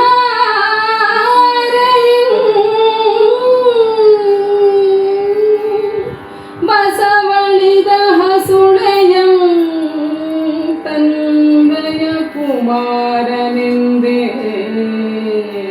ಬಗೆದು ಕರೆ ಕರೆದು ತಲೆದಡವಿ ತಡವರಿಸಿ ಮೇ ಗುರುಹನು ಹಾರುತ್ತಿರೆ ಬಾರಿಸುವ ಬೊಂಬುಳಿಯ ಕೊಂಬುಗಳ ಭೇರಿಗಳ ಬೊಪ್ಪೆಗಳ ಕಳಕಳದುಳ್ ಅರಸಿ ಬಂದ ಆರುತ್ತ ಹರಿತಂದ ಹಿರಿಯ ಹಿರಿಯ ಹುಯ್ಯಲ ಭಟರ ಭಟರಂ ಹಿರಿಯ ಹುಯ್ಯಲ ಭಟರು ಕಂಡು ಪಿಡಿದರು ಸತಿಯನು. ಮಗುವಿನ ಅಳುವಿನ ಧ್ವನಿಯನ್ನ ಕೇಳಿ ತನ್ನ ಮಗು ಲೋಹಿತಾಶ್ವನೇ ಇರಬಹುದು ಎಂದು ಭಾವಿಸಿದ ಚಂದ್ರಮತಿ ಆ ಮಗುವಿನ ಹತ್ತಿರಕ್ಕೆ ಸಾಗುತ್ತಾ ಇದ್ದರೆ ಕಳ್ಳರು ಆ ಮಗುವನ್ನ ಬಿಟ್ಟು ದೂರಕ್ಕೆ ಓಡಿ ಹೋಗಿದ್ದಾರೆ. ಖಡ್ಗದ ಹರಿತವಾದ ಬಾಯಿಯಿಂದ ಕತ್ತರಿಸಿದ್ದರಿಂದ ವೇದನೆಯನ್ನು ಅನುಭವಿಸುತ್ತಿರತಕ್ಕಂತಹ ಮಗು ಅಳುತ್ತಾ ಇದ್ದರೆ ರೋಧಿಸಿ ಇನ್ನೇನು ಮರಣಶಯ್ಯೆಯಲ್ಲಿ ಮಲಗಿದ್ದರೆ ಆ ಮಗುವಿನ ಸಮೀಪಕ್ಕೆ ಚಂದ್ರಮತಿ ಹೋಗಿದ್ದಾರೆ. ಹೋಗಿ ಇದು ತನ್ನ ಮಗುವೇ ಇರಬಹುದೆಂದು ಭಾವಿಸಿ ಬುದ್ಧಿಗೇಡಿಯಾದ ಚಂದ್ರಮತಿ ಆ ಬಗೆಯಲ್ಲಿ ಭಾವಿಸಿ ಆ ಮಗುವಿನ ಶಿರವನ್ನ ತೊಡೆಯ ಮೇಲೆ ಇಳಿಸಿಕೊಂಡು ಮಗುವಿನ ತಲೆಯನ್ನ ನೇವರಿಸ್ತಾಳೆ. ಇಡೀ ಮೈಯನ್ನ ತಡವುತ್ತಾಳೆ. ನನ್ನ ಮಗು ಲೋಹಿತಾಶ್ವನಿಗೆ ಇಂತಹ ಗತಿ ಬಂತೇ, ಈತನೇ ಅರಚಿದನೆ. ಬುದ್ಧಿಯನ್ನ ಕಳೆದುಕೊಂಡಂತಹ ಚಂದ್ರಮತಿ ಈ ರೀತಿಯಲ್ಲಿ ವಿಲಾಪವನ್ನ ಮಾಡುತ್ತಿರುವಾಗಲೇ ಅದೇನು ಧ್ವನಿ? ಬೇರೆ ತಮಟೆಯ ಧ್ವನಿ ಆ ಕಡೆಯಿಂದ ಕೇಳಿ ಬರುತ್ತಿದೆ. ನೋಡಿದರೆ ಕಾಶಿಯ ಅದೀಶ್ವರನ ಭಟರು ರಾಜಕುಮಾರನನ್ನು ಸಂಹರಿಸಿದವರು ಯಾರು ಎಂದು ಹುಡುಕುತ್ತಾ ಬರುತ್ತಿದ್ದರೆ ಇದು ಇರಲಿ ಚಂದ್ರಮತಿ.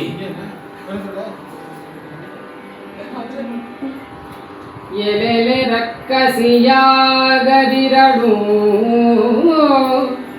ಇವಳು ನಾವಿಲ್ಲಿ ಕೊಲಬೇಡವಿಗಳು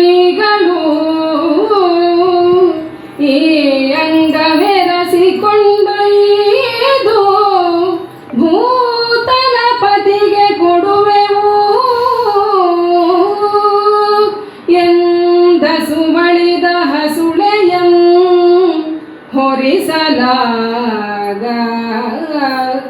ಒಸರು ಅರಕುತ ತಲೆಯಿಂದ ಸುರಿದು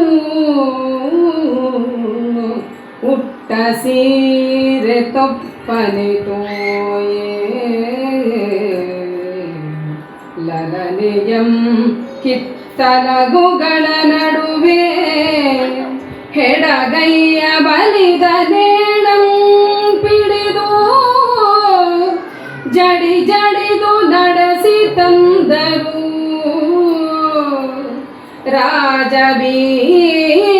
ರಾಜಬೀದಿಯೊಳಗೆ ನಡೆಸಿ ತಂದರು. ಎಲೆಲೆ ರಕ್ಕಸಿಯಾಗದಿರಳು ಇವಳು. ಬಂದಂತಹ ಭಟರು ಇವಳನ್ನ ನೋಡಿ ನುಡಿಯುವ ಮಾತು, ಇವಳು ರಕ್ಕಸಿಯೇ, ರಾಕ್ಷಸಿಯೇ ಇರಬೇಕು ಇವಳು. ಹಾಗಲ್ಲದಿದ್ದರೆ ನೆಮ್ಮದಿಯ ನಿದ್ದೆಯನ್ನ ಮಾಡುತ್ತಿರುವ ಆ ಕಂದನನ್ನ ಎಳೆದು ತಂದು ಕೊಂದಿದ್ದಾಳೆ. ಮಾಯಾವಿನಿಯಾದ ರಾಕ್ಷಸಿಯೇ ಇವಳು ಇರಬೇಕು. ಇವಳನ್ನ ಇಲ್ಲಿಯೇ ಕೊಲ್ಲುವುದೇ? ಬೇಡ ಬೇಡ, ರಾಜನ ಎದುರಿನಲ್ಲಿ ಕೊಂಡು ಹೋಗಿ ಕೊಲ್ಲಬೇಕು. ಈ ಬಗೆಯಲ್ಲಿ ನಿರ್ಧಾರ ಮಾಡಿದಂತಹ ಕಾಶಿಯ ಅಧಿಪತಿಯ ಭಟರು ಇವಳನ್ನ ಬಂಧಿಸಿದ್ದಾರೆ. ಹೇಗೆ ಬಂಧಿಸುವುದು? 2 ಕೈಗಳನ್ನ ಹಿಂದಕ್ಕೆ ಕಟ್ಟಿ ನಡುವಿನಲ್ಲಿ ಹರಿತವಾದ ಖಡ್ಗವನ್ನ ಇಟ್ಟಿದ್ದಾರೆ. ಸ್ವಲ್ಪ ಕೊಸರಿದರೂ ಕೈ ಕತ್ತರಿಸಿ ಹೋಗಬೇಕು. ಆ ಬಗೆಯಲ್ಲಿ ಹರಿತವಾದ ಖಡ್ಗವನ್ನ ಹಿಂದಕ್ಕೆ ಇಟ್ಟು 2 ಕೈಗಳನ್ನ ನೇಣಿನಿಂದ ಬಲವಾದ ಹಗ್ಗದಿಂದ ಬಂಧಿಸಿದ್ದಾರೆ. ಈ ಹೆಣವನ್ನ ಯಾರು ಹೊರಬೇಕು? ಕೊಂದವರೇ ಹೊರಬೇಕು. ಯೋಚಿಸಿ, ರಕ್ತ ಸುರಿಯುತ್ತಿರತಕ್ಕಂತಹ ಎಳೆಯ ಮಗುವಿನ ಹೆಣವನ್ನ ಆಕೆಯ ಭುಜದ ಮೇಲೆ ಹೊರಿಸಿದ್ದಾರೆ. ಹೀಗೆ ಹೊರಿಸಿದರೆ ಆ ಮಗುವಿನ ದೇಹದ ರಕ್ತ ತಲೆಯಿಂದ ಕಾಲಿನವರೆಗೆ ಇಳಿದು ಧಾರೆಯಂತೆ ಹರಿದು ಹೋಗುತ್ತಾ ಇದೆ. ಚಂದ್ರಮತಿ ಉಟ್ಟಂತಹ ಬಟ್ಟೆಯೆಲ್ಲ ರಕ್ತದಿಂದ ಒದ್ದೆಯಾಗಿದೆ. ತೃಪ್ತಿ ಇಲ್ಲ, ಹಿಂದಕ್ಕೆ ಕೈ ಕಟ್ಟಿದ್ದಾರೆ. ಮೈ ಮೇಲೆ ಆತನ ಶಿರವನ್ನ ದೇಹವನ್ನ ಹೊರಿಸಿದ್ದಾರೆ. ಹಿಂದಿನಿಂದ ಹಗ್ಗದಿಂದ ಬಡಬಡನೆ ಬಡಿಯುತ್ತಾ ರಾಜನ ಅರಮನೆಯ ಕಡೆಗೆ ಆಕೆಯನ್ನ ಸೆಳೆದೊಯ್ತಾ ಇದ್ದಾರೆ ಭಟರು. ಮುಂದೇನಾಯಿತು? ಎನ್ನ ನಿವರಾಡಿಸಿದಡೆ ಏನನಾಡುವೆನು ಎಂದು ತನ್ನ ಮನದೊಳು ತಾನೆ ತಿಳಿದು ನಿಶ್ಚಯಿಸಿದಳು.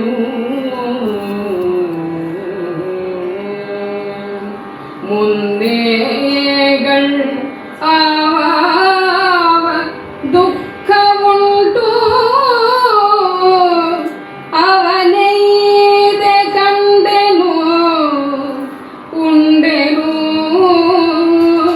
ತಣಿದೆನು ಇನ್ನೇನ ಕಾಣಲಿದ್ದಪೆನು ಅರಸ ಕೇಳಿದಡೆ ನಿನ್ನ ಮಗನಂ ಕೊಂದ ಪಾಪಿಯಾನೆಂದು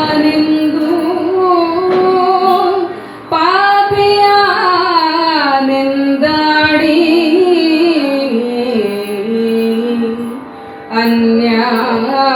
ಅನ್ಯಾಯದಿಂ ಸಾವಿರು ಎನ್ನುತ್ತ ಬರಲು ಓಲಗದ ಗಜ ಬಜವನೇ ಹೊಗಳ್ವೆನು. ಎನ್ನ ನಿವರು ಆಡಿಸಿದರೆ ಏನನಾಡುವೆನು? ಮಗುವಿನ ಹೆಣವನ್ನ ದೇಹದ ಮೇಲೆ ಹೊತ್ತುಕೊಂಡು ಕೈಗಳೆರಡನ್ನ ಬಲವಾಗಿ ಹಿಂದಕ್ಕೆ ಕಟ್ಟಿದಾಗ ಬಡಬಡನೆ ಬಡಿಯುತ್ತಾ ಭಟರು ಸಾಗುತ್ತಾ ಇದ್ದರೆ ಚಂದ್ರಮತಿ ಮನಸ್ಸಿನಲ್ಲಿ ಯೋಚನೆ ಮಾಡ್ತಾಳೆ, ಎನ್ನನು ಇವರು ಆಡಿಸಿದರೆ ಏನನಾಡುವೆನು? ರಾಜಸಭೆಗೆ ಕೊಂಡು ಹೋಗಿ ಅಲ್ಲಿ ಭೂಪಾಲನು ಪ್ರಶ್ನೆ ಮಾಡಿದರೆ, ಈ ಮಗುವನ್ನ ಕೊಂದವರು ಯಾರು ಎಂದು ನನ್ನನ್ನು ಪ್ರಶ್ನಿಸಿದರೆ ಏನು ಉತ್ತರವನ್ನ ಕೊಡಲಿ? ಚಂದ್ರಮತಿ ಮನಸ್ಸಿನಲ್ಲಿ ಯೋಚನೆ ಮಾಡ್ತಾಳೆ. ಬದುಕಿನಲ್ಲಿ ಯಾವೆಲ್ಲ ಕಷ್ಟಗಳನ್ನು ಅನುಭವಿಸಬೇಕಾಗಿತ್ತು ಆ ಎಲ್ಲ ಕಷ್ಟಗಳ ಪರಂಪರೆಯನ್ನು ಅನುಭವಿಸಿ ಆಗಿದೆ. ಅಯೋಧ್ಯೆಯ ಪಟ್ಟದ ರಾಣಿಯಾಗಿ ಮೆರೆಯುತ್ತಿದ್ದಂತಹ ಚಂದ್ರಮತಿ ಬದುಕಿನಲ್ಲಿ ಕಾಣಬಾರದಂತಹ ಕಷ್ಟದ ಪರಿಸ್ಥಿತಿಗಳನ್ನೆಲ್ಲ ಕಂಡಾಗಿದೆ. ಅಯೋಧ್ಯೆಯ ಹರಿಶ್ಚಂದ್ರನ ಕೈ ಹಿಡಿಯುವ ಕಾಲದಲ್ಲಿ ಪಟ್ಟದ ರಾಣಿಯಾಗಿ ಮೆರೆಯುತ್ತೇನೆ ಎಂದು ಭಾವಿಸಿದ್ದರೆ ದುರ್ವಿಧಿಯಿಂದ ಏನೆಲ್ಲ ಕಷ್ಟಗಳ ಪರಂಪರೆಯನ್ನು ಅನುಭವಿಸಿದೆ. ಯಾವುದಕ್ಕಾಗಿ ಅನುಭವಿಸಿದೆ?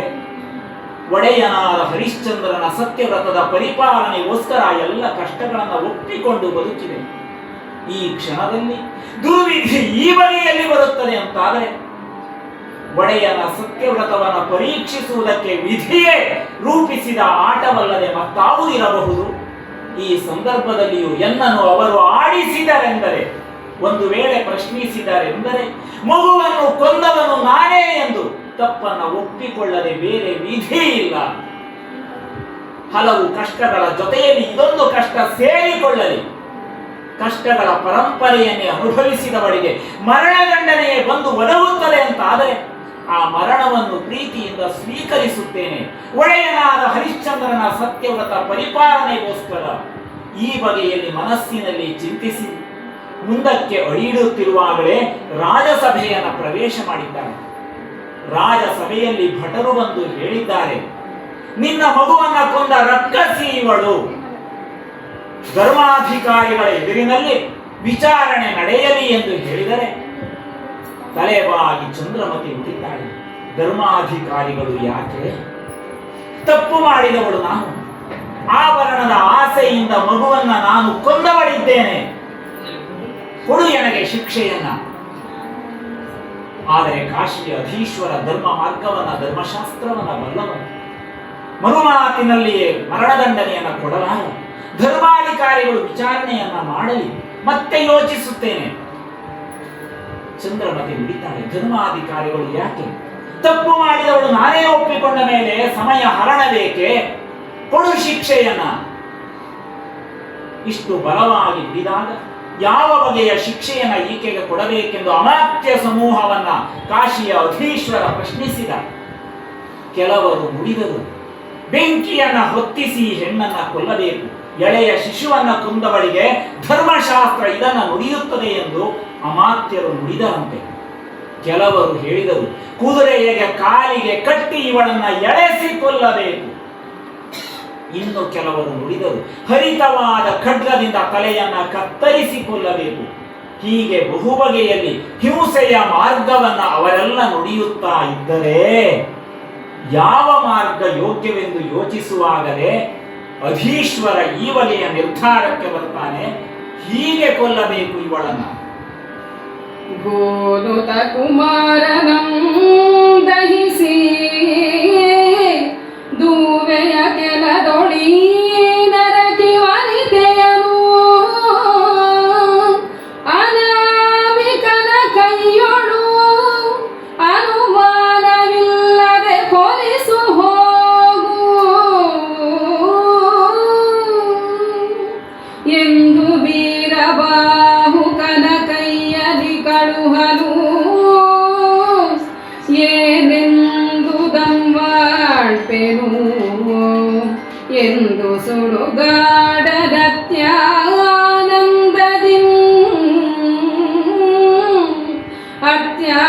ಅತ್ಯಾನಂದದಿ ಕಾವ ಚಂದುಗನ ಕೈಯೊಳ್ ಈ ಹೀನ ವನಿತೆಯ ಕೊಲಿಸುವೆಂ ಬೇಗ ಕರೆಯನಲ್ಕೆ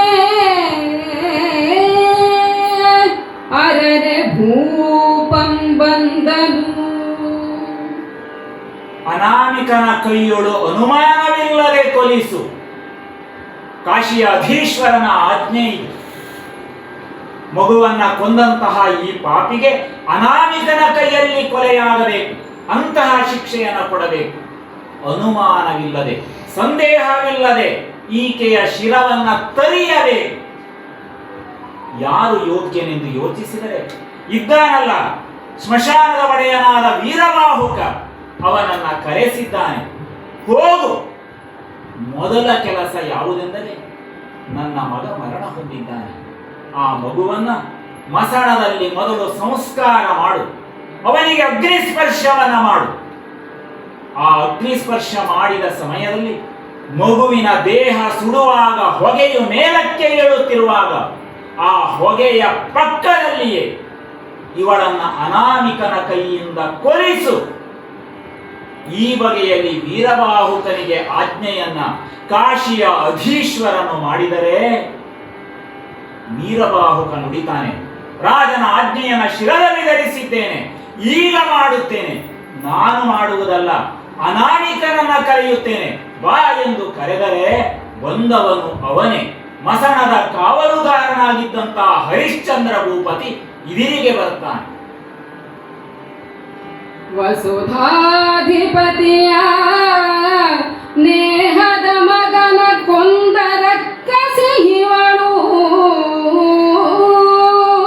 ಇವಳನ ರುದ್ರ ಭೂಮಿಯೊಳಗೆ ತಪ್ಪಿಸದೆ ಕೊರಳಂ ಕೊರೆದು ಬಿಸುಡು ಎಂದು ಬೆಸನ ಕೊಡಲ್ ಅಡಸಿ ಮುಂದಲೆಯ ಪಿಡಿದು ಕುಸುಕಿ ಕೆಡಮೆಟ್ಟಿ ಕೈಗಳ ಸೇದಿ ಬೆಂಗೆ ಬಾಗಿಸಿ ಬಿಗಿದು ಹೆಡಗೈಯನೇಳಿಂದ ಹೊಡೆದು ದಟ್ಟಿಸಿ ಪಾಪಿ ಹೊಲತಿ ನಡೆ ನಡೆ ಎಂದು ನಡೆಸಿ ನಡೆ ತಂದಂ ತನ್ನ ತವಗದೆಡೆಗೆ. ವೀರಬಾಹುಕ ನುಡಿತಾನೆ, ವಸುಧಾಧಿಪತಿಯ ನೇಹದ ಮಗನ ಕೊಂದ ರಕ್ಕಸಿ ಇವಳು. ಕಾಶಿಯ ಅಧಿಪತಿಯ ಮಗನನ್ನ ಕೊಂದಂತ ರಾಕ್ಷಸಿ ಇವಳು. ಇವಳನ್ನ ಕೊಲ್ಲಬೇಕು. ಮಗುವಿನ ಹೆಣವನ್ನ ಸಂಸ್ಕಾರ ಮಾಡಿದ ನಂತರ ಹೊಗೆ ಏಳುವಾಗ ಪಕ್ಕದಲ್ಲಿ ಇವಳ ಶಿರವನ್ನ ತರಿಯಬೇಕು, ಕರೆದುಕೊಂಡು ಹೋಗು. ಈ ಬಗೆಯಲ್ಲಿ ವೀರಬಾಹುಕ ಮಸಣದ ಕಾವಲುಗಾರನಾದ ಹರಿಶ್ಚಂದ್ರನಿಗೆ ನುಡಿಯುತ್ತಿದ್ದರೆ, ತನ್ನ ಒಡೆಯನ ಆಜ್ಞೆಯೇ ತನಗೆ ಪವಿತ್ರವಾದ ತೀರ್ಥವೆಂದು ಭಾವಿಸಿದಂತಹ ಆ ಹರಿಶ್ಚಂದ್ರ ಭೂಪತಿ ಮರುಕ್ಷಣದಲ್ಲಿ ಚಂದ್ರಮತಿಯನ್ನ ತನ್ನ ವಶಕ್ಕೆ ತೆಗೆದುಕೊಂಡಿದ್ದಾನೆ. ತೆಗೆದುಕೊಂಡು ಆಕೆಯ ತಲೆಯನ್ನ ಬಲವಾಗಿ ಗುದ್ದಿದ್ದಾನೆ. ಎಡವಿ ಬೀಳುತ್ತಿದ್ದರೆ ಬಹು ಬಗೆಯಲ್ಲಿ ಬಡಿದ ಪಾಪಿ ಹೊಲತಿ ರಕ್ಕಸಿ ಹೀಗೆ ಕೆಡು ನುಡಿಗಳನ್ನ ಆಕೆಯ ಬಗೆಗೆ ಮಾತನಾಡುತ್ತಾ ಎಳೆದು ಮುಂದಕ್ಕೆ ಮುಂದಕ್ಕೆ ಕೊಂಡು ಹೋಗುತ್ತಾ ಇದ್ದರೆ ಮಸಣದ ಸಮೀಪಕ್ಕೆ ಕೊಂಡು ಹೋಗುವವರೆಗೂ ಹರಿಶ್ಚಂದ್ರನಿಗೆ ಇವಳು ತನ್ನ ಮಡದಿ ಚಂದ್ರಮತಿ ಎನ್ನುವುದು ಅರ್ಥವೇ ಆಗಲಿಲ್ಲ. ರಾಘವಾಂಕ ಕವಿ ಇಲ್ಲಿ ಎರಡು ಕಾರಣಗಳನ್ನು ಕೊಡ್ತಾನೆ. ಒಂದು, ರಾತ್ರಿಯ ಕತ್ತಲು ಆವರಿಸಿದ್ದರಿಂದ ಆಕೆಯ ಮುಖದ ಗುರುತನ್ನ ಹಿಡಿಯುವ ಪ್ರಯತ್ನವನ್ನ ಹರಿಶ್ಚಂದ್ರ ಮಾಡಲಿಲ್ಲ ಎನ್ನುವುದು ಒಂದು ಬಗೆಯಾದರೆ, ಅದು ಮಗನ ಹೆಣವನ್ನ ಸುಡುವುದಕ್ಕೋಸ್ಕರ ಶುಲ್ಕವನ್ನ ಸಂಗ್ರಹಿಸಲು ವಿಪ್ರನ ಮನೆಗೆ ಹೋದವಳು ಅವಳು, ಇವಳಾಗಿರಲಾರಳು ಎಂದು ಭಾವಿಸಿದ ಹರಿಶ್ಚಂದ್ರ ಯಾವಳೋ ಒಬ್ಬಳು ರಕ್ಕಸಿ ಇವಳು, ಭೂಪನ ಮಗನನ್ನ ಕೊಂದ ಇವಳಿಗೆ ಇದೇ ಗತಿ ಎಂದು ಭಾವಿಸಿ ಕೆಡು ನುಡಿಗಳನ್ನ ನುಡಿಯುತ್ತಾ ಬೈಗುಳಗಳನ್ನ ಹೇಳ್ತಾ ಮುಂದಕ್ಕೆ ಮುಂದಕ್ಕೆ ಕುಕ್ಕಿ ಸ್ಮಶಾನದ ಸಮೀಪಕ್ಕೆ ಕರೆದುಕೊಂಡು ಬಂದಿದ್ದಾನೆ. ಇಂದೆನ್ನ ಕುಲ ಜನೆನಿಸುವ ಹರಿಶ್ಚಂದ್ರನು ಹೆಂದದ ಚತುರ್ದಶ ಜಗಂಗಳ್ ಅರಿವಂತು ಆ ತರುಣೇಂದುಧರನ ವಿಶ್ವಪತಿ ಮೆರವ ಸಂಭ್ರಮದ ಸಡಗರವನೋಳ್ಪೆನೆಂದು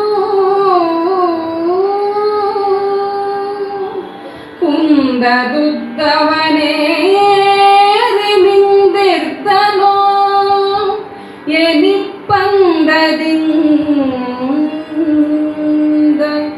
ಉದಯಗಿರಿ ಶಿಖರಕ್ಕೆ ರಾಗದಿಂ ಬಂದನು ಅಂಬುಜ ಮಿತ್ರನೆಂದೆನಿಪನು ಅಪವಿತ್ರ ತಿಮಿರ ಪಟಲ ಮಿತ್ರನು.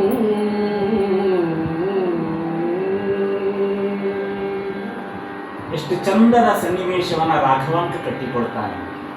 ಒಂದು ಬಗೆಯಲ್ಲಿ ಚಂದ್ರಮತಿ ಮರಣಕ್ಕೆ ಅಣಿಯಾಗ್ತಾ ಇದ್ದಾಳೆ. ಕೈ ಹಿಡಿದ ಮಡದಿಯನ್ನೇ ಕೊಲ್ಲುವ ಕೈಂಕರ್ಯಕ್ಕೆ ಬದ್ಧನಾಗಿ ನಿಂತಿದ್ದಾನೆ ಭೂಪಾಲನಾದ ಹರಿಶ್ಚಂದ್ರ. ಇದು ವಿಧಿಯ ವಿಪರ್ಯಯ ಮಾತ್ರವಲ್ಲ, ಜಗತ್ತಿನಲ್ಲಿ ಸತ್ಯವ್ರತವನ್ನ ಪರಿಪಾಲನೆ ಮಾಡಿದ ಹರಿಶ್ಚಂದ್ರ ಕೀರ್ತಿಯನ್ನ ಜಗತ್ತಿಗೆ ತೋರಿಸುವುದಕ್ಕಿರುವ ಒಂದು ವೇದಿಕೆಯೂ ಹೌದು. ಈ ದುರ್ಬಲವಾದಂತಹ ಸನ್ನಿವೇಶದ ನಡುವಿನಲ್ಲಿ ಕಾವ್ಯವನ್ನು ಚಂದದಲ್ಲಿ ಕಟ್ಟಿಕೊಡ್ತಾನೆ ರಾಘವಾಂಕ. ಹೇಳ್ತಾನೆ ರಾಘವಾಂಕ, ಇದು ಸಂಭ್ರಮದ ಕ್ಷಣ ಅಲ್ಲ. ಮಡದಿಯನ್ನ ಕೊಲ್ಲುವುದು ಸಂಭ್ರಮದ ಕ್ಷಣವೇ ಅಂತ ಕೇಳಿದ್ರೆ ಭಗವಾನ್ ಸೂರ್ಯದೇವ ಯೋಚನೆ ಮಾಡ್ತಾನಂತೆ, ಇದು ಸಂಭ್ರಮದ ಕ್ಷಣ. ನನ್ನ ವಂಶದಲ್ಲಿ ಹುಟ್ಟಿದಂತ ಒಬ್ಬ ಶ್ರೇಷ್ಠನಾದ ರಾಜ ಈ ಹರಿಶ್ಚಂದ್ರ. ಸೂರ್ಯವಂಶದಲ್ಲಿ ಹುಟ್ಟಿದವರು, ಅಯೋಧ್ಯೆಯ ಅರಸುಗಳು, ಇನಕುಲದಲ್ಲಿ ಹುಟ್ಟಿದವರು. ಹಾಗಾಗಿ ಸೂರ್ಯವಂಶದ ಒಬ್ಬ ರಾಜನ ಕೀರ್ತಿ 14 ಲೋಕಗಳಲ್ಲಿ ಮೆರೆಯುವಂತಹ ಸ್ಥಿತಿ ಈಗ ಬರ್ತಾ ಇದೆ. ಆ ಕೀರ್ತಿಯನ್ನ ಜಗತ್ತಿಗೆ ತೋರಿಸುವುದಕ್ಕೆ ಅಣಿಯಾಗಿ ನಿಂತವನು ಯಾರು ಅಂತ ಕೇಳಿದ್ರೆ ಬಾಲಚಂದ್ರನನ್ನ ಶಿರದಲ್ಲಿ ಧರಿಸಿದಂತಹ ವಿಶ್ವೇಶ್ವರ, ಕಾಶಿಯ ವಿಶ್ವನಾಥ. ಅಲ್ಲದಿದ್ದರೆ ಅಯೋಧ್ಯೆಯಲ್ಲಿ, ಕಾಶಿಯಲ್ಲಿ ಅಯೋಧ್ಯೆಯ ಋಣವನ್ನ ತೀರಿಸುವುದಕ್ಕೋಸ್ಕರ ಕಾಶಿಗೆ ಈತ ಬಂದಿದ್ದಾನೆ. ಹೆಂಡತಿಯನ್ನ, ಮಗುವನ್ನ ಮಾರಿದ್ದಾನೆ. ಸ್ವತಃ ತನ್ನನ್ನ ಮಾರಿಕೊಂಡು ದುರ್ವಿಧಿ ಎದುರಾದಾಗ ಮಡದಿಯಾದ ಚಂದ್ರಮತಿಯನ್ನ ತಾನೇ ಕೊಲ್ಲುವುದಕ್ಕೆ ಅಣಿಯಾಡುತ್ತಾನೆ ಅಂತಾದ್ರೆ ಇಷ್ಟೆಲ್ಲ ಕೈಂಕರ್ಯವನ್ನ ಈತ ಮಾಡುವುದು ಯಾವುದಕ್ಕಾಗಿ? ಕೇವಲ ಸತ್ಯವನ್ನ ಪರಿಪಾಲನೆ ಮಾಡುವುದಕ್ಕಾಗಿ ಅಲ್ಲವೇ? ಒಬ್ಬ ಭೂಪಾಲ ಸತ್ಯವನ್ನ ರಕ್ಷಿಸುವುದಕ್ಕೆ ಮಡದಿ ಮಕ್ಕಳನ್ನ ಮಾರ್ತಾನೆ ಅಂತಾದ್ರೆ, ತಾನೇ ತನ್ನನ್ನ ಮಾರಿಕೊಳ್ತಾನೆ ಅಂತಾದ್ರೆ, ದುರ್ವಿಧಿ ಎದುರಾಗಿ ಬಂದಾಗಲೂ ಕೂಡ ಮಡದಿಯನ್ನ ಕೊಲ್ಲುವುದಕ್ಕೆ ಅಣಿಯಾಗುತ್ತಾನೆ ಅಂತಾದ್ರೆ, ಇಂತಹ ಸತ್ಯವ್ರತವನ್ನ ಹಿಂದೆ ಪರಿಪಾಲನೆ ಮಾಡಿದಂತ ವ್ಯಕ್ತಿಗಳು ಎಷ್ಟು ಜನರಿದ್ದಾರೆ? ಯಾರು ಇಲ್ಲ. ನನ್ನ ಕುಲದಲ್ಲಿ ಹುಟ್ಟಿದಂತಹ ತ್ರಿಶಂಕುವಿನ ಮಗನಾದ ಹರಿಶ್ಚಂದ್ರ ಮಾತ್ರ ಇಂತಹ ಕೀರ್ತಿವಂತ.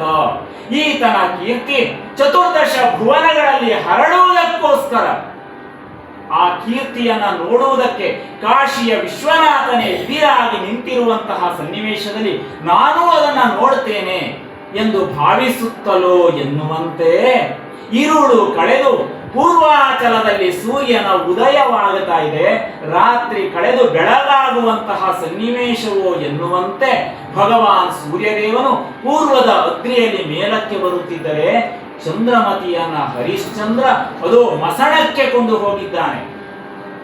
ಎಡಗೈಯ ಬಿಗಿದ ನೇಣಂ ಕೊಯ್ದು ಬಿಸುಟು ನಿಡುದಡದಲ್ಲಿ ಮೂಡ ಮುಂತಾಗಿ ಕುಳ್ಳಿರಿಸಿ ಹಿಂದಡದಲ್ಲಿ ಕುಸಿದು ನೀಡಡಿಯಿಟ್ಟು ನಿಂದು ಖಡ್ಗವ ಸೆಳೆದು ಜಡಿದು ನೋಡಿ ಹೆಡತನಗೆ ಮೋಹಿ ಕೈ ಎತ್ತಿ ಕಂಧರ ಹರಿಯೇ ಹೊಡೆಯಲನುವಾದೆ ನನುವಾದೆ ನನುವಾಗುವಡದಿ ನೆನೆ ನಿನ್ನ ದೈವವನು ಬಿಡದೆನ್ನೊಡೆಯ ಹರಸು ಹರಸೆಂದನು. ಇನ್ನೇನು ಮಾಡಬೇಕು? ಹರಿಶ್ಚಂದ್ರನಿಗೆ ಇರುವುದು ಒಂದೇ ಮಾರ್ಗ, ವೀರಬಾಹುವಿನ ಆಜ್ಞೆಯನ್ನ ಪರಿಪಾಲಿಸುವುದು ಮಾತ್ರ. ತಡ ಮಾಡಲಿಲ್ಲ. ಕೊಲ್ಲುವಾಗ ಅವಳನ್ನ ಬಂಧನದಿಂದ ಬಿಡುಗಡೆಗೊಳಿಸಬೇಕು. ನಿಯಮದಂತೆ ಹಿಂದುಗಡೆ ಕಟ್ಟಿದ್ದ ಅವಳ ಕೈಯನ್ನ, ಹಗ್ಗವನ್ನ ಬಿಡಿಸಿದ್ದಾನೆ. ಬಿಡಿಸಿ ಅವಳನ್ನ ಎತ್ತರವಾದ ದಿಣ್ಣೆಯ ಮೇಲೆ ಪಡೆದುಕೊಂಡು ಹೋಗಿ ಕುಳ್ಳಿರಿಸಿದ್ದಾನೆ. ಕುಳ್ಳಿರಿಸಿ ಅದರ ಪಕ್ಕದಲ್ಲಿರುವ ದಿಣ್ಣೆಯ ಮೇಲೆ ತಾನು ನಿಂತು ತನ್ನ ಬಲಗಾಲನ ಮುಂದಕ್ಕೆ ಇಟ್ಟು ಕೈಯಲ್ಲಿ ಹರಿತವಾದ ಖಡ್ಗವನ್ನ ಹಿಡಿದು ಒಮ್ಮೆ ಗಾಳಿಯಲ್ಲಿ ಆ ಖಡ್ಗವನ್ನ ತಿರುಗಿಸಿದ್ದಾನೆ. ಭೂಪಾಲನಾದ ಹರಿಶ್ಚಂದ್ರ ನುಡಿಯುತ್ತಾನೆ ಚಂದ್ರಮತಿಗೆ, ನೀನು ಬಯಸಿದ ದೇವತೆಗಳನ್ನೆಲ್ಲ ಪ್ರಾರ್ಥನೆ ಮಾಡು, ದೈವ ದೇವರುಗಳನ್ನ ಒಮ್ಮೆ ನೆನೆ, ನೀನು ಮರಣಕ್ಕೆ ಸಿದ್ಧಳಾಗು. ಈ ಬಗೆಯಲ್ಲಿ ಆಜ್ಞೆಯನ್ನ ಮಾಡಿ ಹರಿತವಾದ ಖಡ್ಗವನ್ನ ಗಾಳಿಯಲ್ಲಿ ಬೀಸಿ ಒಂದು ಹೊಡೆತದಿಂದ ಆಕೆಯ ತಲೆ ಕತ್ತರಿಸಿ ಹೋಗಬೇಕು. ಈ ಬಗೆಯಲ್ಲಿ ಪರೀಕ್ಷಿಸಿ ನೋಡುತ್ತಾ ಇರುವಾಗಲೇ ಗಗನ ಮಾರ್ಗದಲ್ಲಿರತಕ್ಕಂಥ ದೇವತೆಗಳು ಆಶ್ಚರ್ಯಗೊಂಡಿದ್ದಾರೆ. ಮಡದಿಯ ಶಿರವನ್ನ ಈತ ಕತ್ತರಿಸುತ್ತಾನೆ. ಶಿವ ಶಿವ, ದಕ್ಷಿಣಾಮೂರ್ತಿಯನ್ನು ಸ್ತುತಿ ಮಾಡ್ತಾರೆ. ಪಂಚಭೂತಗಳು, ಸೂರ್ಯ ಚಂದ್ರರು, ಕೊನೆಗೆ ಕಾವಲುಗಾರನಾದಂತಹ ಶ್ರೇಷ್ಠನಾದ ಯಜಮಾನನಾದ ಶಿವ, ವಿಶ್ವೇಶ್ವರನಿದ್ದೂ ಕೂಡ ಹರಿಶ್ಚಂದ್ರನಿಗೆ ಇಂತಹ ಸ್ಥಿತಿಯೇ? ಹರಿಶ್ಚಂದ್ರನ ಮಡದಿಯಾದಂತಹ ಚಂದ್ರಮತಿಗೆ ಇಂತಹ ಗತಿಯೇ? ಯಾವ ಮಾಂಗಲ್ಯದ ಸಂರಕ್ಷಣೆಗೋಸ್ಕರ ಪತಿವ್ರತೆಯು ತನ್ನ ಧರ್ಮವನ್ನ ಪಾಲಿಸುತ್ತಾಳೋ ಅಂತ ಪತಿವ್ರತೆಗೆ ಗಂಡನ ಕೈಯಿಂದ ಬರತಕ್ಕಂಥ ಸಾವು ಯೋಗ್ಯವೇ? ಈ ಬಗೆಯಲ್ಲಿ ದೇವತೆಗಳೆಲ್ಲ ಯೋಚಿಸುತ್ತಾ ಇದ್ದರೆ ಚಂದ್ರಮತಿ ಪ್ರಾರ್ಥನೆ ಮಾಡ್ತಾಳೆ. ಬಲಿದ ಪದ್ಮಾಸನಂ ಮುಗಿದ ಅಕ್ಷಿ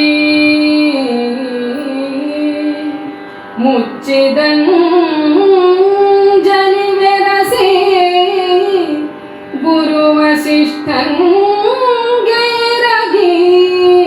ಶಿವನ ನಿರ್ಮಲ ರೂಪ ನೆನೆದು ಮೇಲಂ ತಿರುಗಿ ನೋಡಿ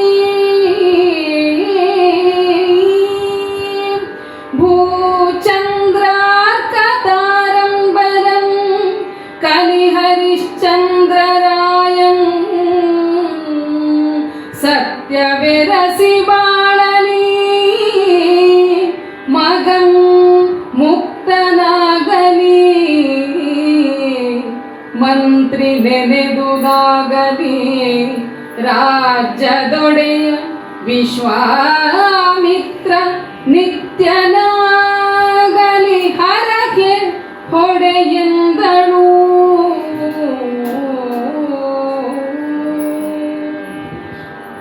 ಚಂದ್ರಮತಿ ಸಾವಿಗೆ ಅಣಿಯಾಗುವ ಸನ್ನಿವೇಶವನ್ನು ಕವಿ ರಾಘವಾಂಕ ಹೀಗೆ ಕಟ್ಟಿಕೊಳ್ತಾನೆ. ಬಲಿದ ಪದ್ಮಾಸನಂ, ಮರಣಕ್ಕೆ ಅಣಿಯಾದಂತಹ ಚಂದ್ರಮತಿ ಪದ್ಮಾಸನದಲ್ಲಿ ಕುಳಿತಿದ್ದಾಳೆ. ಮುಗಿದ ಅಕ್ಷಿ, ಕಣ್ಣುಗಳನ್ನು ಮುಚ್ಚಿದ್ದಾಳೆ. ಮುಚ್ಚಿದ ಅಂಜಲಿ ವೆರಸಿ ತನ್ನ ಎರಡು ಕೈಗಳನ್ನು ಹೀಗೆ ಜೋಡಿಸಿದ್ದಾಳೆ. ಗುರು ವಸಿಷ್ಠಂಗೆರಗಿ ಧರ್ಮ ಮಾರ್ಗದಲ್ಲಿ ಹೋಗುವುದಕ್ಕೆ ಸದಾಕಾಲ ಅಯೋಧ್ಯೆಯ ದೊರೆಗಳಿಗೆ ಪ್ರೇರಣೆಯನ್ನ, ಶಕ್ತಿಯನ್ನು ನೀಡತಕ್ಕಂತಹ ಗುರುವಾದ ವಸಿಷ್ಠರನ್ನ ಮನಸ್ಸಿನಲ್ಲಿ ನೆನಪಿಸಿಕೊಂಡು ಆ ಗುರು ವಸಿಷ್ಠರಿಗೆ ಮನಸ್ಸಿನಲ್ಲಿ ವಂದನೆಯನ್ನ ಸಲ್ಲಿಸ್ತಾಳೆ. ತೃಪ್ತಿ ಇಲ್ಲ. ಮರುಕ್ಷಣದಲ್ಲಿ ಕಾಶಿಯ ಒಡೆಯನಾದಂತಹ ವಿಶ್ವನಾಥನನ್ನ ತನ್ನ ಚಿತ್ತದಲ್ಲಿ ನೆನೆಸಿಕೊಂಡಿದ್ದಾಳೆ. ವಿಶ್ವನಾಥ, ಒಳಿತನ್ನ ಉಂಟು ಮಾಡು. ತೃಪ್ತಿ ಇಲ್ಲ. ಭೂಮಿ, ಚಂದ್ರ, ಸೂರ್ಯ, ತಾರೆಗಳಿಗೆ ವಂದಿಸ್ತಾಳೆ. ಯಾವುದಕ್ಕೋಸ್ಕರ ವಂದಿಸ್ತಾಳೆ? ತನ್ನ ಮುಕ್ತಿಗಾಗಿ ಅಲ್ಲ, ತನ್ನ ಒಳಿತಿಗಾಗಿ ಅಲ್ಲ, ಅಯೋಧ್ಯೆಗೆ ಒಳಿತಾಗಬೇಕು. ಅಯೋಧ್ಯೆಯನ್ನು ಆಳ್ತಾ ಇರತಕ್ಕಂತಹ, ಅಯೋಧ್ಯೆಯ ಕೀರ್ತಿಯ ಶಿಖರವನ್ನ ಎತ್ತರಕ್ಕೆ ಕೊಂಡು ಹೋಗತಕ್ಕಂತಹ ಹರಿಶ್ಚಂದ್ರ ಭೂಪಾಲನಿಗೆ ಒಳಿತಾಗಬೇಕು. ಹರಿಶ್ಚಂದ್ರನ ಒಳಿತಿಗೋಸ್ಕರ, ಹರಿಶ್ಚಂದ್ರನಿಗೆ ಒಳಿತಾಗಲಿ, ಆತನ ಸತ್ಯ ಪರಿಪಾಲನೆಯಾಗಲಿ, ಮಗನು ಮುಕ್ತನಾಗಲಿ. ಅದು ಸರ್ಪ ಕಚ್ಚಿ ಸತ್ತಿರತಕ್ಕಂತಹ ನನ್ನ ಮಗನಿಗೆ ಮುಕ್ತಿ, ಸದ್ಗತಿ ದೊರೆಯಲಿ. ಜೊತೆಯಲ್ಲಿಯೇ ಬಂದಿದ್ದಾನಲ್ಲ ಸೇವೆ ಮಾಡುವುದಕ್ಕೋಸ್ಕರ, ವಸು ಸತ್ಯ ಕೀರ್ತಿ ಬಂದಿದ್ದಾನಲ್ಲ ಮಂತ್ರಿ, ಅವನು ಬಯಸಿದುದು ಆಗಲಿ. ಶ್ರೇಷ್ಠವಾದ ಅಯೋಧ್ಯೆಯ ಸಿಂಹಾಸನಕ್ಕೆ ನಿಷ್ಠನಾಗಿದ್ದುಕೊಂಡು ಒಡೆಯನಿಗೆ ಕೆಡುಗಾಲ ಬಂದಾಗಲೂ ಅನುಸರಿಸಿ ಬಂದನಲ್ಲ ಮಂತ್ರಿ ಅಮಾತ್ಯನಾದ ವಸು ಸತ್ಯಕೀರ್ತಿ, ಆತ ಬಯಸಿದುದು ಆಗಲಿ. ಇಷ್ಟಲ್ಲದೆ ಯಾವುದಕ್ಕೋಸ್ಕರ ವಿಶ್ವಾಮಿತ್ರರು ಹಂಬಲಿಸಿದ್ದರು, ಕೇಳನ್ನ ಬಗೆದವರಾದರೂ ಕೂಡ ಆ ವಿಶ್ವಾಮಿತ್ರರಿಗೆ ಒಳಿತನ್ನ ಬಯಸ್ತಾಳೆ. ಮುನಿ ವಿಶ್ವಾಮಿತ್ರನು ಬಯಸಿದುದು ಆಗಲಿ. ಯಾವ ಹಂಬಲದಿಂದ ಅಯೋಧ್ಯೆಗೆ ಕೌಶಿಕರು ಬಂದರೋ ಅವರು ಬಯಸಿದಂತಹ ಎಲ್ಲ ಘಟನೆಗಳು ಸಂಭವಿಸಲಿ, ಒಳಿತಾಗಲಿ, ಒಳಿತಾಗಲಿ, ಇದೇ ಎನ್ನ ಹರಕೆ. ಎನಗಾಗಿ ಬೇಡಲಾರೆ, ಅಯೋಧ್ಯೆಗೋಸ್ಕರ, ಹರಿಶ್ಚಂದ್ರನಿಗೋಸ್ಕರ, ಮಗನ ಮುಕ್ತಿಗೋಸ್ಕರ, ಅಮಾತ್ಯ ವಸು ಸತ್ಯಕೀರ್ತಿಗೋಸ್ಕರ ಅಲ್ಲ, ಅಲ್ಲ, ವಿಶ್ವಾಮಿತ್ರನ ಒಳಿತಿಗೋಸ್ಕರ ಪ್ರಾರ್ಥನೆ ಮಾಡ್ತೇನೆ ಅಂತ ಹೇಳಿ ವಸಿಷ್ಠರನ್ನ, ದೇವತೆಗಳನ್ನ, ಜೊತೆಯಲ್ಲಿ ಕಾಶಿಯ ವಿಶ್ವನಾಥನನ್ನ ಪ್ರಾರ್ಥನೆ ಮಾಡ್ತಾಳೆ. ಹರಕೆಯಂ ಕೇಳಿ ಹಂವನೆ ಹಾರಿ ಬೆರಗಾಗಿ ಮರವಟ್ಟು ನಿಂದು ಭಾಪುರೇ ವಿಧಿಯ ಮುಳಿಸೆ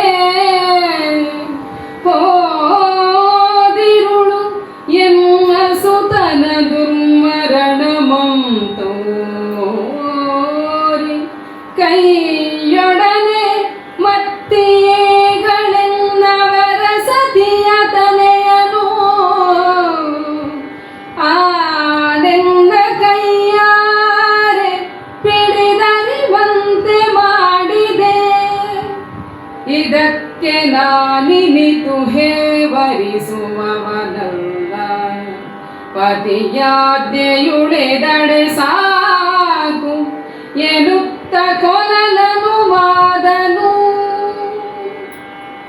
ಬಾಪುರೆ ವಿಧಿಯ ಮುಳಿಸೆ, ಹರಿಶ್ಚಂದ್ರನ ಬಾಯಲ್ಲಿ ಬರುವಂತಹ ಮಾತು ಚಂದ್ರಮತಿಯ ಪ್ರಾರ್ಥನೆಯನ್ನ ಕೇಳಿದಾಗಲೇ ಅರ್ಥವಾಗಿದೆ. ನಾನು ಕೊಲ್ಲುತ್ತಿರುವುದು ಬೇರೊಬ್ಬಳು ಹೆಂಗಸನ್ನಲ್ಲ, ಧರ್ಮ ಅರ್ಥ ಕಾಮ ಮೋಕ್ಷಗಳೆನ್ನುವ ಚತುರ್ವಿಧ ಪುರುಷಾರ್ಥಗಳ ಸಿದ್ಧಿಗೋಸ್ಕರ ಯಾವ ಮಡದಿಯನ್ನ ಕೈ ಹಿಡಿದಿದ್ದೇನೋ ಆ ಮಡದಿಯ ತಲೆಯನ್ನೇ ಇವತ್ತು ಕತ್ತರಿಸುತ್ತಿದ್ದೇನೆ. ಬೆರಗಾದ ಹರಿಶ್ಚಂದ್ರ ಬಾಪುರೆ ವಿಧಿಯ ಮುಳಿಸೆ, ಮೆಚ್ಚಿದೆ ವಿಧಿಯ ಈ ವಿಕೋಪಕ್ಕೆ. ವಿಧಿಯ ವಿಪರ್ಯಯವಲ್ಲದೆ ಇಂತಹ ಘಟನೆಗಳು ಬದುಕಿನಲ್ಲಿ ಸಂಭವಿಸುವುದು ಸಾಧ್ಯವೇ? ನಿನ್ನೆಯ ರಾತ್ರಿಯ ಕಾಲದಲ್ಲಿ ಮಗನ ಹೆಣವನ್ನ ಕಂಡೆ. ಇಂದು ಸೂರ್ಯೋದಯವಾಗುತ್ತಿದ್ದರೆ ಬದುಕಿನಲ್ಲಿ ಆಶಾವಾದ ಮೊಳೆಯಬಹುದೆಂದು ಭಾವಿಸಿದರೆ ಇಂದಿನ ಸೂರ್ಯೋದಯದ ಕಾಲದಲ್ಲಿ ಮಡದಿಯ ತಲೆಯನ್ನೇ ಕತ್ತರಿಸತಕ್ಕಂತಹ ಹೀನ ಸ್ಥಿತಿಯನ್ನ ಹರಿಶ್ಚಂದ್ರನ ಬದುಕಿನಲ್ಲಿ ವಿಧಿ ತರುತ್ತದೆ ಅಂತಾದರೆ ಬಾಪುರೆ ವಿಧಿಯ ಮುಳಿಸೆ, ಮೆಚ್ಚಬೇಕು ವಿಧಿಯ ಮುಳಿಸಿಗೆ. ಹರಿಶ್ಚಂದ್ರನ ಮೇಲೆ ಎಷ್ಟು ಕೋಪವಿರಬೇಕು. ಹಾಗಲ್ಲದಿದ್ದರೆ ನನ್ನನ್ನ ಮಾರಿಕೊಂಡೆ, ಹೆಂಡತಿ ಮಕ್ಕಳನ್ನ ಮಾರಿದರೆ ತೃಪ್ತಿ ಇಲ್ಲ. ಅಯೋಧ್ಯೆಯ ಅಧಿಪತಿ ಮಸಣದ ಕಾವಲುಗಾರನಾದರೂ ಕೂಡ ವಿಧಿಗೆ ತೃಪ್ತಿಯಾಗಲಿಲ್ಲ. ಇರುವ ಒಬ್ಬ ಮಗನು ಮರಣ ಹೊಂದಿದ, ಆದರೂ ತೃಪ್ತಿ ಇಲ್ಲ, ಮತ್ತು ಕೇಡನ್ನು ಬಯಸ್ತಾ ಇದೆ ಅಂತಾದರೆ ವಿಧಿಯ ಮುಳಿಸನ್ನ ಎದುರಿಸಲೇಬೇಕು. ಬಾಪುರೆ ಮೆಚ್ಚಿದೆ ಮೆಚ್ಚಿದೆ, ಈ ಬಗೆಯಲ್ಲಿ ಹೊಗಳುತ್ತಲೇ ಹರಿಶ್ಚಂದ್ರ ಹೇಳ್ತಾನೆ, ಯಾವ ದುರ್ಧರ ಪರಿಸ್ಥಿತಿಗೂ ಕೂಡ ಬೆದರುವವನಲ್ಲ. ಮಗನ ಮರಣಕ್ಕೆ ಅಂಜಲಾರೆ, ಮಡದಿಯನ್ನ ಕೊಲ್ಲುವುದಕ್ಕೆ ಅಂಜಲಾರೆ. ಒಡೆಯನಾದ ವೀರಬಾಹುವಿನ ಆಜ್ಞೆ ಉಳಿದರೆ ಸಾಕು. ಈ ಬಗೆಯಲ್ಲಿ ನಿರ್ಧಾರವನ್ನ ಮಾಡಿ ಖಡ್ಗವನ್ನ ಮೇಲಕ್ಕೆ ಎತ್ತಿ ಇನ್ನೇನು ಮಡದಿ ಚಂದ್ರಮತಿಯ ತಲೆಯನ್ನ ಕತ್ತರಿಸಬೇಕು. ವಿಚಿತ್ರವೊಂದು ಸಂಭವಿಸುತ್ತಿದೆ. ಮನದ ಶಂಕೆಯ ನಳಿದು ಒಡೆಯಲನುವಾದ ಭೂಪನ ಭಾವವಂ ಕಂಡು ಹೊಡೆಯಬೇಡ ಎನ್ನ ನಂದನೆಯ ಮದುವೆಯಾದಡೆ ಸತ್ತ ಮಗನನೆತ್ತುವೆನು ಇವಳ ತಲೆಗಾವೆನು ವಿನಯದಿಂ ಕೊಂಡ ಧನಮಂ ಕೊಟ್ಟು ನಿನ್ನ ಬಂಧನ ಮೋಕ್ಷ ಮಾಡಿ ರಾಜ್ಯಮಂ ಕುಗಿಸಿ ಮುಂದಿನ ಪರಿಯದಿರಿಸುವೆಂ ಕೇಳು. ರಾಜ್ಯಮಂ ಕುಗಿಸಿ ಮುಂದಿನ ಪರಿಯಲಿರಿಸುವೆಂ ಕೇಳು ಎಂದನಂ ಬರದೊಳಿತ್ತು ವಿಶ್ವಾಮಿತ್ರನು.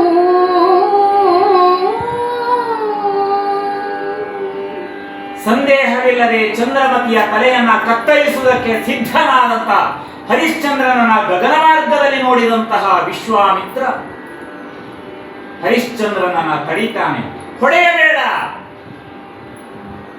ಖಡ್ಗವನ ಮೇಲಕ್ಕೆ ಎತ್ತಿ ತಲೆಯನ್ನ ಕತ್ತರಿಸುವುದಕ್ಕೆ ಸಿದ್ಧನಾದಾಗ ಇದೆಲ್ಲಿಂದ ಧ್ವನಿ ಎಂದು ಗಗನ ಮಾರ್ಗದ ಕಡೆಗೆ ದೃಷ್ಟಿ ಹಾಯಿಸಿದರೆ ಕೌಶಿಕ ಮುನಿ ನಿಂತಿದ್ದಾನೆ. ಹೊಡೆಯಬೇಡ, ತಡೆಯುತ್ತಾ ಇದ್ದಾನೆ. ನಿನಗೊಂದು ಅವಕಾಶವಿದೆ. ಎನ್ನ ಮಾಯಾವಿಗಳಾದ ಆ ಹೆಣ್ಣು ಮಕ್ಕಳನ್ನ ನೀನು ಮದುವೆಯಾದೆ ಎಂದಾದರೆ ನಿನ್ನ ಎಲ್ಲ ಕಷ್ಟಗಳ ಪರಂಪರೆಯನ್ನ ನಾನು ದೂರ ಮಾಡುತ್ತೇನೆ. ಅಂದು ಬೇಟೆಗೋಸ್ಕರ ಅರಣ್ಯಕ್ಕೆ ಬಂದಾಗ ಕನ್ಯೆಯರನ್ನ ಸೃಷ್ಟಿ ಮಾಡಿ ಆಯಾಸಗೊಂಡ ಹರಿಶ್ಚಂದ್ರನ ಎದುರಿನಲ್ಲಿ ನೃತ್ಯ ಮಾಡುವಂತೆ ಮಾಡಿದ್ದ ಇದೇ ವಿಶ್ವಾಮಿತ್ರ ಮುನಿ. ಅವರ ನೃತ್ಯವನ್ನು ನೋಡಿ ಸಂತೋಷಪಟ್ಟವನಿದ್ದ ಹರಿಶ್ಚಂದ್ರ ನೃತ್ಯದ ಮುಕ್ತಾಯವಾಗುತ್ತಿದ್ದಂತೆಯೇ ನೀವು ಬಯಸಿದ್ದನ್ನ ಕೊಡುತ್ತೇನೆ ಎಂದು ಕೊಡುವುದಕ್ಕೆ ಅಣಿಯಾಗಿ ಕೊರಳಿನಲ್ಲಿರುವ ಮುತ್ತಿನ ಸರವನ್ನ ಕಿತ್ತು ಅವರಿಗೆ ಕೊಟ್ಟಿದ್ದ. ಆ ಹಾರವನ್ನು ಸ್ವೀಕರಿಸಲು ಒಪ್ಪಲಿಲ್ಲ ಅವರು. ಅದು ಅಯೋಧ್ಯೆಯ ಸಿಂಹಾಸನದ ಮೇಲುಗಡೆಯಲ್ಲಿರತಕ್ಕಂತಹ ಬೆಳ್ಳಿಯ ಕೊಡೆಯನ್ನ ಕೊಡು ಎಂದು ಕೇಳಿದ್ದರಂತೆ. ಪರಂಪರಾಗತವಾಗಿ ಬಂದ ಬೆಳ್ಳಿಯ ಕೊಡೆಯನ್ನ, ಶ್ವೇತಛತ್ರವನ್ನ ಕೊಡಲಾಗದು ಅಂದು ನುಡಿದಿದ್ದ. ಮರುಕ್ಷಣದಲ್ಲಿ ಆ ಹೆಣ್ಣು ಮಕ್ಕಳು ಬೇಡಿದ್ದರಂತೆ, ನೀನು ಎನ್ನನ್ನ ವರಿಸು, ಮದುವೆಯಾಗು. ಏಕಪತ್ನಿ ವ್ರತಸ್ಥನಾಗಿರತಕ್ಕಂತಹ ಹರಿಶ್ಚಂದ್ರ ಅವರನ್ನ ಮದುವೆಯಾಗುವುದಕ್ಕೆ ಒಪ್ಪಲಿಲ್ಲ. ಕೇಳ್ತಾರೆ ಹೆಣ್ಣು ಮಕ್ಕಳು, ಅಲ್ಲಿ ಪ್ರಶ್ನೆಯನ್ನ ಮಾಡಿದ್ದಾರೆ, ನಮ್ಮಲ್ಲಿ ರೂಪವಿಲ್ಲವೇ, ಯೌವನವಿಲ್ಲವೇ, ನಮ್ಮ ಹಾಡು ಇಂಪಾಗಿಲ್ಲವೇ, ನಮ್ಮ ನೃತ್ಯ ಚೆನ್ನಾಗಿಲ್ಲವೇ, ಹಾಗಿದ್ದರೆ ಏಕೆ ಮದುವೆಯಾಗಲಾರೆ ಪ್ರಶ್ನೆ ಮಾಡಿದರೆ ಹರಿಶ್ಚಂದ್ರ ಕೊಟ್ಟಂತ ಉತ್ತರ, ಸ್ಮಶಾನದಲ್ಲಿ ಅರಳಿದಂತಹ ಸುಗಂಧ ಪುಷ್ಪಗಳಿದ್ದರು ಮುಡಿಯಲಿಕ್ಕೆ ಯೋಗ್ಯವಲ್ಲ ಅಂತ ಹೇಳ್ತಾನೆ. ಮಸಣದಲ್ಲಿ ಅರಳಿದಂತ ಹೂವುಗಳಿರಬಹುದು, ಆದರೆ ಆ ಹೂವನ್ನ ಕಿತ್ತು ತಂದು ತಲೆಯಲ್ಲಿ ಇಟ್ಟುಕೊಳ್ಳಿಕ್ಕೆ ಯೋಗ್ಯವಲ್ಲ. ಬಚ್ಚಲ ನೀರು ತಿಳಿಯಾಗಿದ್ರು ಕುಡಿಯಲಿಕ್ಕೆ ಯೋಗ್ಯವಲ್ಲ. ಬಚ್ಚಲಿನ ನೀರು ತಿಳಿಯಾಗಿಯೇ ಇದ್ರು ಅದನ್ನು ಯಾರು ತಂದು ಕುಡಿಯುವುದಿಲ್ಲ. ನಿಮ್ಮನ್ನ ವರಿಸಲಾರೆ. ಮತ್ತೆ ಪ್ರಶ್ನೆ ಮಾಡಿ ವಾದ ಚೆನ್ನಾಗಿದೆ ರಾಘವಾಂಕನ ಕಾವ್ಯದಲ್ಲಿ. ಅವರು ಮಾತು ಮುಂದುವರಿಸಿ ಹೇಳ್ತಾರೆ, ನಮ್ಮ ರೂಪವನ್ನ ನೀನು ನೋಡಿದ್ದಿ, ನಿಮಗೆ ತೃಪ್ತಿಯಾಗಿದೆ. ನಾವು ಹಾಡಿದಂತ ಹಾಡುಗಳನ್ನ ಕೇಳಿದೆ, ನಿಮ್ಮ ಕಿವಿಗೆ ತೃಪ್ತಿಯಾಗಿದೆ. ನಮ್ಮ ಸೌಂದರ್ಯವನ್ನು ಆಸ್ವಾದನೆ ಮಾಡಿದೆ, ನಿನ್ನ ಕಣ್ಣು ತೃಪ್ತಿಯಾಗಿದೆ. ಅಲ್ಲೆಲ್ಲ ಒಟ್ಟಿಗೆ ಒಪ್ಪಿಕೊಂಡಂತಹ ನೀನು ಮದುವೆಯಾಗುವುದಂದರೆ ಮಾತ್ರ ಒಪ್ಪುವುದಿಲ್ವೋ ಪ್ರಶ್ನೆ ಮಾಡಿದರೆ ಹರಿಶ್ಚಂದ್ರ ಕೊಟ್ಟ ದೃಷ್ಟಾಂತ ಬಹಳ ಚೆನ್ನಾಗಿದೆ. ಬೆಂಕಿ ಅಂತ ನಾವು ಬಾಯಿಯಿಂದ ಹೇಳುವುದರಿಂದ ಬಾಯಿಗೆ ಅಪಾಯ ಇಲ್ಲ. ಬೆಂಕಿಯನ್ನ ಕಣ್ಣಿನಿಂದ ನೋಡುವುದರಿಂದ ಕಣ್ಣಿಗೆ ಅಪಾಯ ಇಲ್ಲ. ಬೆಂಕಿ ಎನ್ನುವ ಶಬ್ದವನ್ನ ಕೇಳುವುದರಿಂದ ಕಿವಿಗೆ ಅಪಾಯವಿಲ್ಲ. ಹೋಗಿ ಮುಟ್ಟಿದರೆ ಸುಟ್ಟು ಬಿಡುತ್ತದೆ. ಹಾಗೆ ನಿಮ್ಮ ರೂಪವನ್ನ ನೋಡಿದ್ದರಿಂದಾಗಲಿ, ನಿಮ್ಮ ನೃತ್ಯವನ್ನು ಆಸ್ವಾದನೆ ಮಾಡಿದ್ದರಿಂದಾಗಲಿ, ನಿಮ್ಮ ಹಾಡನ್ನ ಕೇಳಿದ್ದರಿಂದಾಗಲಿ ಯಾವ ಅಪಾಯವೂ ಇಲ್ಲ. ನಿಮ್ಮನ್ನ ವರಿಸಿದರೆ ಅಪಾಯ. ಒಪ್ಪಲಾರೆ ಅಂತ ತಿರಸ್ಕಾರ ಮಾಡಿದ್ದ. ಪುನಃ ವಿಶ್ವಾಮಿತ್ರ ಈಗ ಎಚ್ಚರಿಸ್ತಾನೆ, ಹೊಡೆಯಬೇಡ. ನನ್ನ ಹೆಣ್ಣು ಮಕ್ಕಳನ್ನ ನೀನು ಮದುವೆಯಾದೆ ಅಂತಾದರೆ ನಿನ್ನ ಎಲ್ಲ ಕಷ್ಟಗಳ ಪರಂಪರೆಯನ್ನು ದೂರ ಮಾಡ್ತೇನೆ. ಸತ್ತಿರುವ ಮಗನನ್ನ ಬದುಕಿಸುತ್ತೇನೆ. ಮರಣಕ್ಕೆ ಸಿದ್ಧರಾಗಿರತಕ್ಕಂಥ ಚಂದ್ರಮುಖಿಯನ್ನ ಬಂಧ ಮುಕ್ತಗೊಳಿಸುತ್ತೇನೆ. ಹೆಚ್ಚೇಕೆ, ನೀನು ನನಗೆ ಧಾರೆ ಎರೆದು ಕೊಟ್ಟಂತ ರಾಜ್ಯವನ್ನ ಮತ್ತೆ ಪುನಃ ನಿನಗೆ ಕೊಡ್ತೇನೆ. ನಿನ್ನನ್ನ ಋಣಮುಕ್ತನನ್ನಾಗಿ ಮಾಡ್ತೇನೆ. ಬಾ ಮದುವೆಯಾಗು ಅಂತ ಹೇಳಿದ್ರೆ ನಕ್ಕು ನುಡಿತಾನೆ ಹರಿಶ್ಚಂದ್ರ. ತಿರುಗಿ ಮೇಲಂಗೋಡಿ ಕಂಡು ಇದೇ ಮುನಿ ನಿಮ್ಮ ಹಿರಿಯತನಕ್ಕೆ ಮಾತು ಯೋಗ್ಯವೇ ಕೇ ಎಂದ ಸಿರಿ ಪೋದಡೇನು ರಾಜ್ಯಂ ಪೋದಡೇನು ನಾನಾರ ಸಾರಿರ್ದಡೇನು ವರಪುತ್ರನ ಸುವಳಿದು ಪೋದಡೇ ನಾನೆನ್ನ ತರುಣಿಯಂ ಕುಂದಡೇ ಕುಂದೇ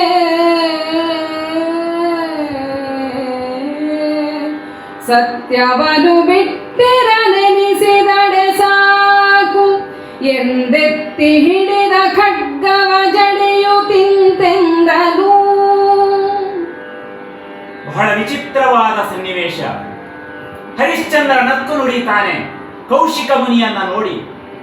ಓಹೋ, ಇದುವರೆಗೆ ನಾನು ಭಾವಿಸಿದ್ದ ಕಥೆಯೇ ಬೇರೆ, ನಿಜವಾಗಿ ನಡೆದ ಕಥೆಯೇ ಬೇರೆ. ಇದುವರೆಗೆ ನನ್ನ ಬದುಕಿನಲ್ಲಿ ನಡೆದಂತಹ ಘಟನೆಗಳೆಲ್ಲ ವಿಧಿಯ ಬರಹದಿಂದವೆಂದು ಭಾವಿಸಿದ್ದೆ. ಹಾಗಾದರೆ ನನ್ನ ದುರದೃಷ್ಟದಿಂದ ಸಂಭವಿಸಿದ್ದಲ್ಲ, ನಿನ್ನ ಕಪಟ ತಂತ್ರದಿಂದ ಸಂಭವಿಸಿದ ಘಟನೆಗಳು ಇವು. ಬೆದರುವನೆ ಹರಿಶ್ಚಂದ್ರ, ನಿನ್ನ ಕಪಟದ ತಂತ್ರಕ್ಕೆ ಮಣಿಯುವನೆ ಹರಿಶ್ಚಂದ್ರ. ಮಣಿಯಲಾರ. ಬದುಕಿನಲ್ಲಿ ಎಂತಹ ಕಷ್ಟಗಳೇ ಬರಲಿ, ಹರಿಶ್ಚಂದ್ರ ಮಣಿಯಲಾರ. ಮಡದಿ ಮಕ್ಕಳನ್ನ ಮಾರುವುದಕ್ಕೆ ಬೆದರಿದ್ದೇನೆ, ನನ್ನನ್ನ ಮಾರಿಕೊಳ್ಳುವುದಕ್ಕೆ ಬೆದರಿದ್ದೇನೆ. ಅಯೋಧ್ಯೆಯ ಸಿಂಹಾಸನವನ್ನ ಧಾರೆ ಎಳೆಯುವಾಗ ನೋವುಂಟಾಗಲಿಲ್ಲ ನನಗೆ. ಮಗನ ಹೆಣವನ್ನ ಸುಡುವಂತಹ ಸ್ಥಿತಿ ನಿನ್ನೆಯ ರಾತ್ರಿಯಲ್ಲಿ ಬಂದೊದಗಿದಾಗ ಬೆದರಿದವನಲ್ಲ. ಈಗ ಸತ್ಯವ್ರತದ ಪರಿಪಾಲನೆಗೋಸ್ಕರ ಮಡದಿಯನ್ನ ಕೊಲ್ಲುವುದಕ್ಕೆ ನಾನು ಜುಗುಪ್ಸೆ ಪಡ್ತೇನೆಯೇ? ಜುಗುಪ್ಸೆ ಪಡಲಾರೆ. ದುರದೃಷ್ಟವೆಂದು ಭಾವಿಸಿದಾಗಲೇ ಬೆದರದಂತಹ ವ್ಯಕ್ತಿ ನಿನ್ನ ಕಪಟ ತಂತ್ರಕ್ಕೆ ಮಣಿಯುತ್ತಾನೆ ಎಂದು ಭಾವಿಸಿದರೆ ಅದು ತಪ್ಪಾದೀತು. ವಿಶ್ವಾಮಿತ್ರ ಬೆದರಲಾರೆ. ಇದು ಮಡದಿಯನ್ನ ಕೊಲ್ಲುವುದಕ್ಕೆ ಅಣಿಯಾಗಿದ್ದೇನೆ. ಸತ್ಯವಲ್ಲದೆ ಬೇರೊಂದಿಲ್ಲ ಈ ಹರಿಶ್ಚಂದ್ರನಿಗೆ. ಈ ಬಗೆಯಲ್ಲಿ ನುಡಿದು ಖಡ್ಗವನ್ನ ಮೇಲಕ್ಕೆ ಎತ್ತಿದರೆ ಹೊಡೆದ ಕಡುಗದ ಬಾಯ ಕಡೆಯ ಹೊಡೆಗಳನಂತೂ ಮಡದಿ ಎಡೆ ಹೊರಡ ನಡು ಬಡಸಿ ಮೂಡಿದನು. ಕೆಂಜಡೆಯ ಶಶಿಕಳೆಯ ಸುರ ನದಿಯ ಬಿಸಿಗಣ್ಣ ಫಣಿಕುಂಡಲದ ಪಂಚಮುಖದ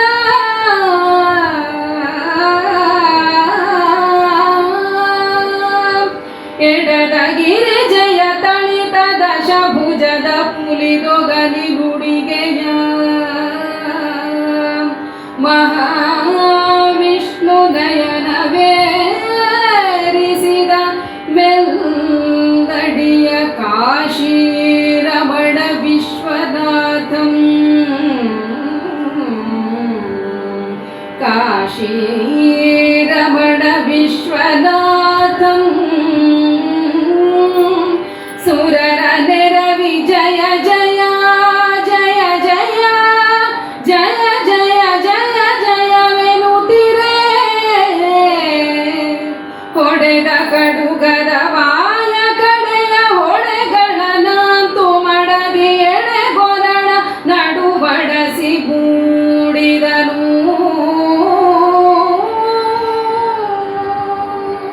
ಪತಿವ್ರತ ಶಿರೋಮಣಿಯಾದ ಚಂದ್ರಮತಿಯ ತಲೆಯನ್ನು ಇನ್ನೇನು ಕತ್ತರಿಸಿ ಬಿಟ್ಟ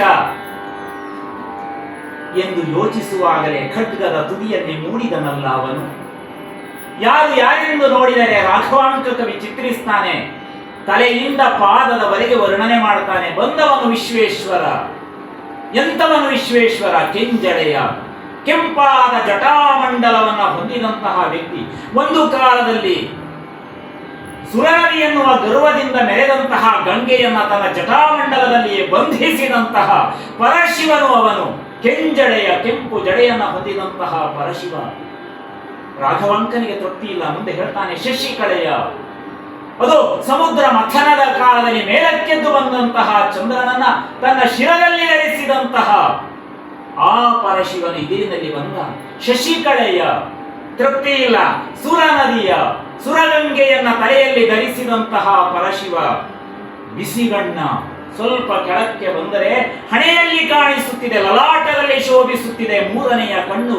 ಬಿಸಿಗಣ್ಣು, ಬೆಂಕಿಯನ್ನು ಉಗುಳತಕ್ಕಂತ ಕಣ್ಣನ್ನ ಹೊಂದಿದಂತಹ ಪರಶಿವ. ಕೆಳಗಡೆಯಲ್ಲಿ ನೋಡಿದರೆ ಈತ ಪುರುಷನೋ ಸ್ತ್ರೀಯೋ? ದೇಹದ ಅರ್ಧ ಭಾಗವನ್ನ ಪಾರ್ವತಿಗೆ ಧಾರೆ ಎರೆದುಕೊಟ್ಟ ಪರಶಿವ ಈತ. ಪಾರ್ವತಿ ಸಹಿತನಾದ ಶಿವನೀತ. ಅರ್ಧನಾರೀಶ್ವರನನ್ನ ಕಾಣ್ತಾ ಇದ್ದಾನೆ. ಕೆಳಗೆ ಬಂದು ನೋಡಿದರೆ ಒಂದಲ್ಲ ದಶಭುಜಗಳು, 5 ಮುಖಗಳು ಇರುವುದರಿಂದ 10 ಭುಜಗಳನ್ನು ಧರಿಸಿದಂತಹ ವ್ಯಕ್ತಿವನು. ದಶಭುಜಗಳನ್ನ ಹೊಂದಿದ ಪಂಚ ಮುಖಗಳಿಂದ ಕೂಡಿದಂತಹ ಪರಶಿವನು ಪ್ರತ್ಯಕ್ಷನಾದ. ಆತನ ಕೊರಳಿನಲ್ಲಿಯೋ ಅದೋ ಸರ್ಪವು ಶೋಭಿಸುತ್ತಾ ಇದೆ. ಪುಟ್ಟ ವಸ್ತ್ರವ್ಯಾವುದೆಂದು ಯೋಚನೆ ಮಾಡಿದರೆ ಗಜಚರ್ಮವನ್ನೇ ಉಡುಗೆಯನ್ನಾಗಿ ಧರಿಸಿದಂತಹ ಆ ಕಾಶಿಯ ವಿಶ್ವನಾಥನು ಅಲ್ಲ, ವಿಶ್ವೇಶ್ವರನು. ಜಗತ್ತಿಗೆ ಒಡೆಯನಾದಂತಹ ವಿಶ್ವೇಶ್ವರನು ಖಡ್ಗದ ಇದಿರಿನಲ್ಲಿ ಪ್ರತ್ಯಕ್ಷನಾಗಿದ್ದಾನೆ. ಗಗನ ಮಾರ್ಗದಲ್ಲಿ ಬಂದಿರತಕ್ಕಂತಹ ದೇವತೆಗಳು ಉಘೆ ಉಘೆ ಮೆಚ್ಚಿದೆ ಹರಿಶ್ಚಂದ್ರ, ನಿನ್ನ ಸತ್ಯವ್ರತವನ್ನ ಮೆಚ್ಚಿದೆ ಎಂದು ಅದೋ ಗಗನ ಮಾರ್ಗದಲ್ಲಿ ಸುರರೆಲ್ಲರೂ ಘೋಷಣೆಯನ್ನ ಮಾಡ್ತಾ ಇರುವಾಗ ಅನುಗ್ರಹ ಪೂರ್ವಕವಾಗಿ ಕಾಶಿಯ ವಿಶ್ವನಾಥನು ಪ್ರತ್ಯಕ್ಷನಾಗಿದ್ದಾನೆ ಎಂಬಲ್ಲಿಗೆ ಕಥಾಭಾಗವನ್ನ ಸಂಪನ್ನಗೊಳಿಸಿ ಮಂಗಳವನ್ನ ಹಾಡ್ತೇವೆ. ಹರಿಯೊಳು ಹರಿಶ್ಚಂದ್ರ ಚಾರಿತ್ರಮಂ ಕೇಳ್ದನರರು 7 ಜನ್ಮದಿ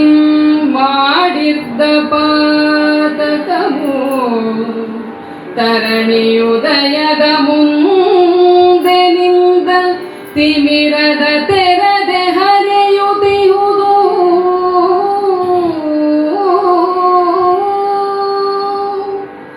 ಏಕೆಂದಡೆ ಹರನೆಂಬುದೇ ಸತ್ಯ ಸತ್ಯವೆಂಬುದು ಹರನು ಎರಡಿಲ್ಲವೂ ಎಂದು ಶ್ರುತಿ ಸಾರುತ್ತಿರಲು ಆ ವಾಕ್ಯವರರೆ ನಿರುತವ ಮಾಡಿ ಜಗಗೆ ತೋರಿದ ಹರಿಶ್ಚಂದ್ರ ಕಥೆಗೇಳ್ದಡೆ